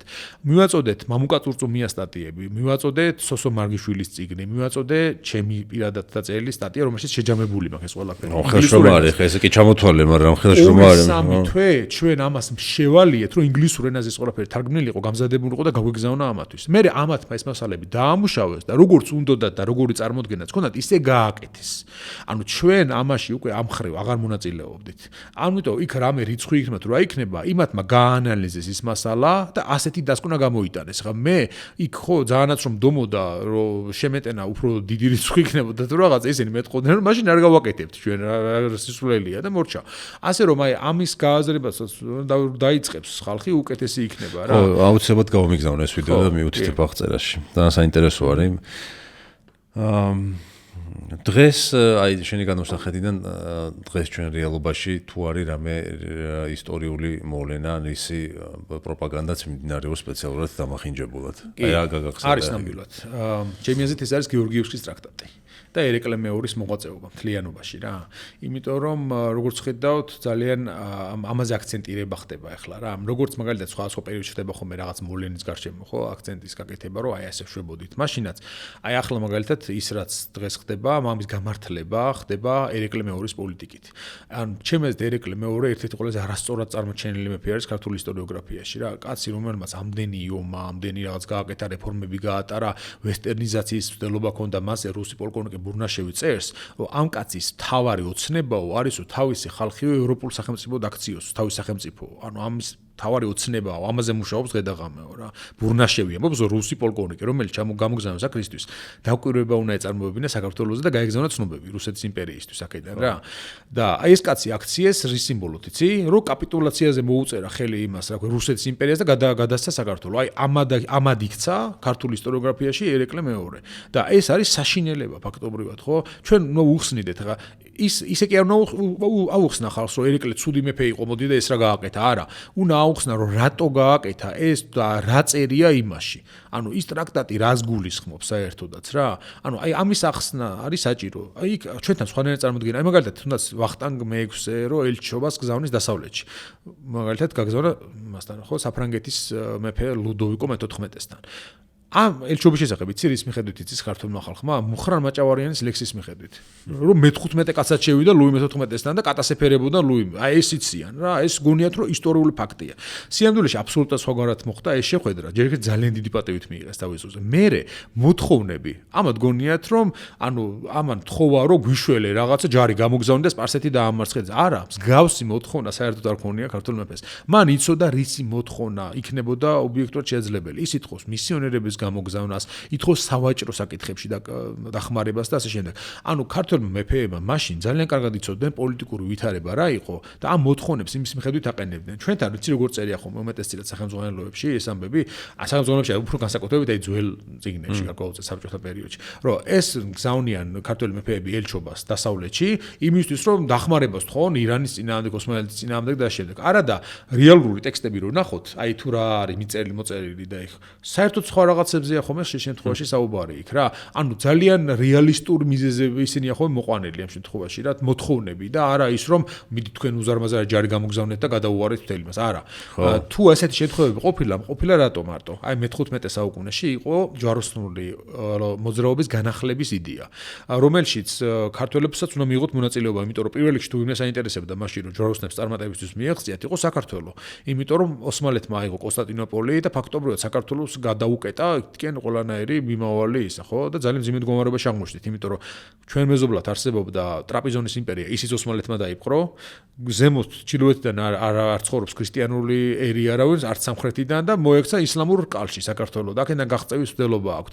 ამ დროს არის, რომ ქართველები მოუწოდებენ იმათ, რომ მოდი ჯვაროსნულობაში ჩვენც მონაწილეობას მივიღებთ და ჯარი გამოგზავნეთ და ასე შემდეგ. მაგრამ შემდგომში რაც რო გავიდა, მეფეებმა განა არ იციან რა პოლიტიკური ვითარებაა, თუნდაც იქ, ან თუნდაც აქ რა შესაძლებლობა ექნებათ იმათ. ამის მიხედვით თხოვენ, ან ზოგჯერ თხოვენ კიდე როგორ რაღაცას, იცი, რომ მოდი ამ სპარსეთის მეფეზე, ან ოსმალეთის სულთანზე, რომელიც თქვენი მოკავშირეა, იმიტომ რომ საფრანგეთს ჰქონდა მოკავშირეობა ხშირ შემთხვევაში.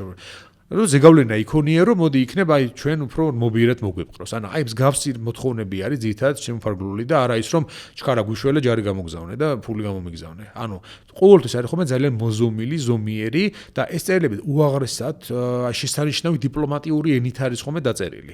აი მაგალითად ლუი მე-14-ს უდა წერს წერის ვახტანგ მე-6-ე. კარგად იცის ლუის ხასიათი და კარგად იცის რას უწოდებენ მას. უწერს რომ მეფე მზეო, ესე მიმართავს პირდაპირ როგორც თავის თავს უწოდებდა ლუი და ძალიან ესეთი დიდი პატივით და ასე შემდეგ. ან ძალიან უაღრესად დიპლომატიური ენით. მაგრამ ჩვენთან ეს ყველაფერი წარმოდგენაში დარჩა, რომ სულხან-საბა საწყად მივიდა იქ რაღაცა გაუბედურებული და ამათმა არ შეუშვეს იქ და მე ბოლო-ბოლო შევიდა და ეს მეფე ზედარ შეუხედავს და რაღაცა იმ მსგავსი დამოკიდებულებაა, ხო? სინამდვილეში როცა აღმოსავლეთიდან ელჩები ჩადიოდნენ, იმათ პირიქით ძალიან აინტერესებდათ ხოლმე ესენი ვინ იყვნენ, რა მოთხოვნები ჰქონდათ, ინფორმაციის წყაროდაც იყენდნენ, ასე რომ ძალიან დიდი პატივით იღებდნენ ხოლმე ყოველთვის. ერთ-ერთი გამონაკლისი რაც იყო ამ შემთხვევაში იყო რა, ამოწმებდნენ ეს ადამიანი მართლა იყო ელჩი თუ თვითმარქვია იყო, იმიტომ რომ ხდებოდა ხოლმე ხშირად ქართველებად თავის წარმოჩენა სხვა ქვეყნების იმედგან რომ აი როგორ ამოწმებდნენ მაგას და ასე შემდეგ. გამოკითხავდნენ რა თქმა უნდა რა შეატარებდნენ გამოკითხვას იმისი ენაზე ემაზე ვინ იყო მე ანუ ინფორმაციულადაც იქ ხა იმათ გარკვეული წარმოდგენა ჰქონდათ მისიონერების წყალობით ხო აი მე ვფიქრობ რომ აი ამ ქართული მეფეების არასწორი წარმოდგენები გვაქვს ამის გამო გარკვეულწილად რომ მე ხა რუსეთი როცა დაიპყრობს რა თქმა უნდა საქართველოს იქ ისტორიოგრაფიის გადაწერა ხდება იმის მიხედვით როგორც იმპერიას სჭირდება ამ შემთხვევაში იქ რუსეთი უნდა გამოვიდეს მართალი და დამხმარე და ხსნელი და ისინი ყველანი გამოდდნენ უარგისები იმიტომ რომ არ გვიშველეს არადა ეს წერილებში რომელშიც მიმოწერა არის ხოლმე ეს საკითხები კარგად არის ახსნელი. მაგალითად აი თავის დროზე ივანე ათაბაქსა და რომის პაპ შორის მიწერ-მოწერაში არის ესეთი რაღაცა რომის პაპი წერს რომ ჩვენო დიდი სიამოვნებით დაგეხმარებოდით მაგრამ ჩვენ შორისო არისო სარკინოზების ქვეყნებიო და ანუ ლაშქარსო ფიზიკურად ვერ გამოგზავნო გეოგრაფიული ფაქტორი იყო რომელიც რა თქმა უნდა ხელში ხა ვერტფრენებით ხო გადმოსხავდა ხო იმას ჯარს და შესაბამისად აი ეს გეოგრაფიული ფაქტორი შეიძლება განსაზღვრავს ხოლმე მე გეოპოლიტიკას ჩვენ როგორ წარიმართება ამ შემთხვევაში ხო ამიტომ ერეკლესთვის ევროპა და დასავლეთი წარმოადგენდა რა ჩრდილოეთის გზას იმიტომ რომ იმასთან უნდა ქონოდა კონტაქტი რომ მე იქიდან იმასთანაც ქონდა კონტაქტი ქართველებს მაგალითად რუსეთის იმპერიაში ვარეთ ცხოვრობთ მაშინ მე-19 საუკუნეში მოხდით რუსეთის იმპერიაში დასავლურ განათლებასაც ვერ მიიღებდნენ ვერ შეიძლება თერგდალეულებდა ესეც ვერ გაჩენილიყო ხო ანუ გარკვეულწილად ამან დადებითი ფაქტორი ქონდა რუსეთის იმპერიამ გარკვეულწილად ის რომ გარდა იმისა რომ უარყოფითი მომენტი იყო დაპყრობილი ქვეყანა იყავი ხო სხვის იმაში და შეგავი იმის გარდა ბევრი ძალიან დადებითი რამის გამოყოფა შეიძლება იქიდან ბევრი მაგალითად ვორონცოვის მმართველობის პერიოდი იქნება ეს თუნდაც ის რომ განათლების უფლება მიეცა და წასვლა პეტერბურგში თუ დასავლეთში და შემდეგ ანუ ბევრი რაღაც შემოიტანა სიახლეები ტექნოლოგიური იქნება ეს გერმანიიდან კომპანიები აკეთებდნენ საქართველოში საქმეს ხო მარგანეცის და იმის წარმოება დაეცა და უამრავი რაღაცა მაგრამ რა თქმა უნდა ეს უნდა განხილული იყოს ობიექტურად და ან ჩვენთან როგორ ხდება იცი ან ერთი მხარეა და ყველაფერს ხაზ გადაусმევს ხოლმე და ამბობს რომ რუსეთი დამპალია ცუდია და ნახე რა დაგვიშავა და მეორე მხარე არის რომელიც იძახის რომ აი რუსეთი რო არ ყოფილიყო რა გვეშველებოდა ჩვენი მხსნელია და პირზე უნდა ყოცნიდეთ რა აი ამათ შუალედში თუ რა არის რეალურად ისტორია აი ეს იწერება ყველაზე ნაკლები საერთოდ რა იმიტომ რომ ჩვენ გვახასიათებს რადიკალიზმი ძალიან ქართველებს ან ერთი მხარე ან მეორე მხარე ან რაღაცა შუალედის დაჭერა ძალიან ძნელი არის რო იძახენ ხოლმე შუაშისტიო ხო მე მგონია საქართველოს შუაშისტი ძალიან იშვიათობა არის რა იმიტომ რომ ჩვენი ხასიათიდან გამომდინარე აი ძალიან რადიკალურები ვართ ხოლმე ჩვენ გადაწყვეტილებებში და ჩემი აზრით ეს არის რისიბრალი კიდეც როგორც ერი დაღვინებულები არა ვართ რა ქართველები ანუ მიუხედავად იმისა რომ დიდი ისტორია გვაქვს ერად ჩამოყალიბება დაიწყო ჩვენი მე-19 საუკუნეში ყველა ერები უმეტესობა მე-19 საუკუნეში ყალიბდება ილია ჭავჭავაძე რო ამბობს რომ ქართველო რო გადაძახო საქართველოსო ქართველი მოიხედავს და მაქსიმუმ კახელიო რა დანარჩენებმა ისიც კი არიციანო რომ ქართველები არიანო ისინიო რა და წარმოიდგინე აი ამ საფუძვლიდან იწყებს ის ქართველი ერის ჩამოყალიბებას ამ თავის საქმიანობით და ეხა მე იმ საქმიანობაში ხელს უშლის რა ის რომ დაპყრობილი ქვეყანა ხარ ხო ჯერ რუსეთის იმპერიაში და მე კიდე საბჭოთა კავშირში ქონდა სამწლიანი დამოუკიდებლობა 1918-21 წლებში რამაც სხვადასხვა ძალიან ბევრი სიახლე შემოიტანა მნიშვნელოვანი კონსტიტუცია მიიღო საქართველოს დამოუკიდებლობა გამოაცხადა შემდეგ ხო გარდა ამისა ჩვენ არ ქონდა დამოუკიდებლობა მანამდე და მე რო გამოვედით საბჭოთა კავშირიდან გამოვედით როგორც პოსტსაბჭოთა ერი რომელიც ცნობიერებაზე მოახდინა საბჭოთა პროპაგანდა მაღზდის მეთოდებთან და შემდეგ ძალიან დიდი ზეგავლენა და ჩვენ ქართველები გაზარდა არა როგორც ქართველები არამედ საბჭოთა მოქალაქეები გვინდა თუ არ გვინდა შეიძლება ძალიან ბევრი ეძახდეს აი მე ნამდვილი ქართველი ვარ და ეხლა საშინელი თაობაა თუ ასე შემდეგ მაგრამ იმ ცნობიერებიდან იმის ამოშლა ძალიან ძნელი არის მე რა ახლა იშვიათად რომ ვიღაცამ თავი დააღწიოს რა თქმა უნდა პროტესტი არსებობდა ახლა გამსახურდია და კოსტავა და ასე შემდეგ და ისინი იბრძოდნენ იმის რომ ქართულ უკიდებლობის, მაგრამ მაინც მასიურად საქართველოში ეს ჯერ არ არის დამარცხებული, ჯერ კიდე ეს პოსტსაბჭოთა სინდრომი ჩვენ მაგრად მოგდევს და ჩემი დღეს რაც ხდება, აი ამის დიდი დამსახურება არის ამ პოსტსაბჭოთა სინდრომისა რა, საქართველოში არის. ისტორიისადმი დამოკიდებულება მათ შორის ასევე აი იმ პერიოდიდან მოყოლებული არის, თუნდაც პრიორიტეტების თვალსაზრისით რა. ხო. ძალიან ბევრი რაღაც არის გადასაზრებელი და ახლიდან მისაბრუნებელი და ჩვენ თავშიც ჩასაღმავებელი რა რომ გავიგოთ ეს რა და ალბათ მე უფრო გავიგებთ ვინა ვართ და უფრო მე გავიგებთ როგორ მოვიქცეთ. ხო, იმედი ამ შეძლებულობა იქნება რომ საქართველოში სიტყვის თქმის უფლება მაინც კონდეს და ასე რომ სანამ სიტყვის თავისუფლება გარკვეულ დონეზე მაინც შეძლებულობა მოგვეცემა რომ ხმა მოიღოს ქართველმა და რაღაცა თქვას და რაღაც შეცვალოს და გააკეთოს ფიქრობ რომ რაღაც დადებით იწურა მაინც იქნება რაც არ უნდა იუომოს პროპაგანდამ და ამის საწინააღმდეგოდ იმუშაოს. კი, ამიტომ გამოიწერეთ ნიკას არხი, რაც მეტი გამოიწერე იყო რომ მეტი мотиваცია ექნება. თქვენს გამოიწერეთ წარე პოდკასტელებო ჯაფარას პოდკასტი. წავიდეთ ბოლოსკენ. შენთვის აი ვის გამოარჩევდი საქართველოს ისტორიაში ყველაზე მნიშვნელოვანი ფიგურა. ხო, რამდენიმე დასახელება შეიძლება სხვა პერიოდში რა. ტოპ 1 ვინ არის? ტოპ 1 ილია ჭავჭავაძე ალბათ. იმიტომ რომ ქართველი ერი თუ არ არსებობს, დიდწილად ილია ჭავჭავაძის დამსახურება არის ჩემი აზრით. შესაბამისად, მე მგონია რომ ის არის ყველაზე მნიშვნელოვანი ფიგურა ამ კუთხით რა. თუ შუა საუკუნეებს დემოს გადავხედოთ, თქო უნდა ეხა დავით აღმაშენებელიც შეიძლება დაასახელო, თუნდაც შეიძლება დაასახელო თამარის პერიოდიდან რომელიმე ფიგურა, ან თუნდაც რა ვიცი, ის მოღვაწეები გიორგი მთაწმინდელი იქნება თუ შედარებით კულტურული ისინი ცვლილება შექონდათ, მაგრამ მე მგონია რომ ილია ჭავჭავაძე არის ის, ვინც თანამედროვე ქართული სახელმწიფო საფუძველი ჩაუყარა, რომ დამოუკიდებელი ყოფილიყო, ერთიანი ყოფილიყო და ქართველი ერი ყოფილიყო ამ შემთხვევაში და არა ამ შემთხვევაში რაღაც პატარ-პატარა ნაწილებისგან შემდგარი ის რაღაც. გასაგებია. ყველაზე მნიშვნელოვანი მოვლენა საქართველოს ისტორიაში. ყველაზე მნიშვნელოვანი მოვლენა ალბათ დამოუკიდებლობის გამოცხადება 1918 წელს. იმიტომ რომ ეს იყო წარმოიდგინე რამდენი ხნის მერე საქართველოს დაიშალა მე-15 საუკუნეში, ხო, 1490 წელს იურიდიულად. იმის მერე საქართველოს ერთიანი სახელმწიფო, როგორც ესეთი, აღარ ყოფილა. მიუხედავად იმისა, რუსეთის იმპერიაში იყო ერთი სივრცეში მოქცეული, მაგრამ ეკაც გუბერნიებად იყოფოდა და ადმინისტრაციულ ერთეულებად, ხო? საქართველოს ხო არ იყო ეს ერთიანი. 1918 წელს მოხდა საქართველოს დამოუკიდებლობის გამოცხადება. ანუ იმ ტერიტორიაზე, სადაც ქართველები ცხოვრობენ, უმეტესი ნაწილის ამ ტერიტორიაზე, ხო? ასე რომ მე ვფიქრობ, რომ ეს არის ყველაზე მნიშვნელოვანი თარიღი, იმიტომ რომ მერეც როცა და აღდგენა დამოუკიდებლობისა, ხო?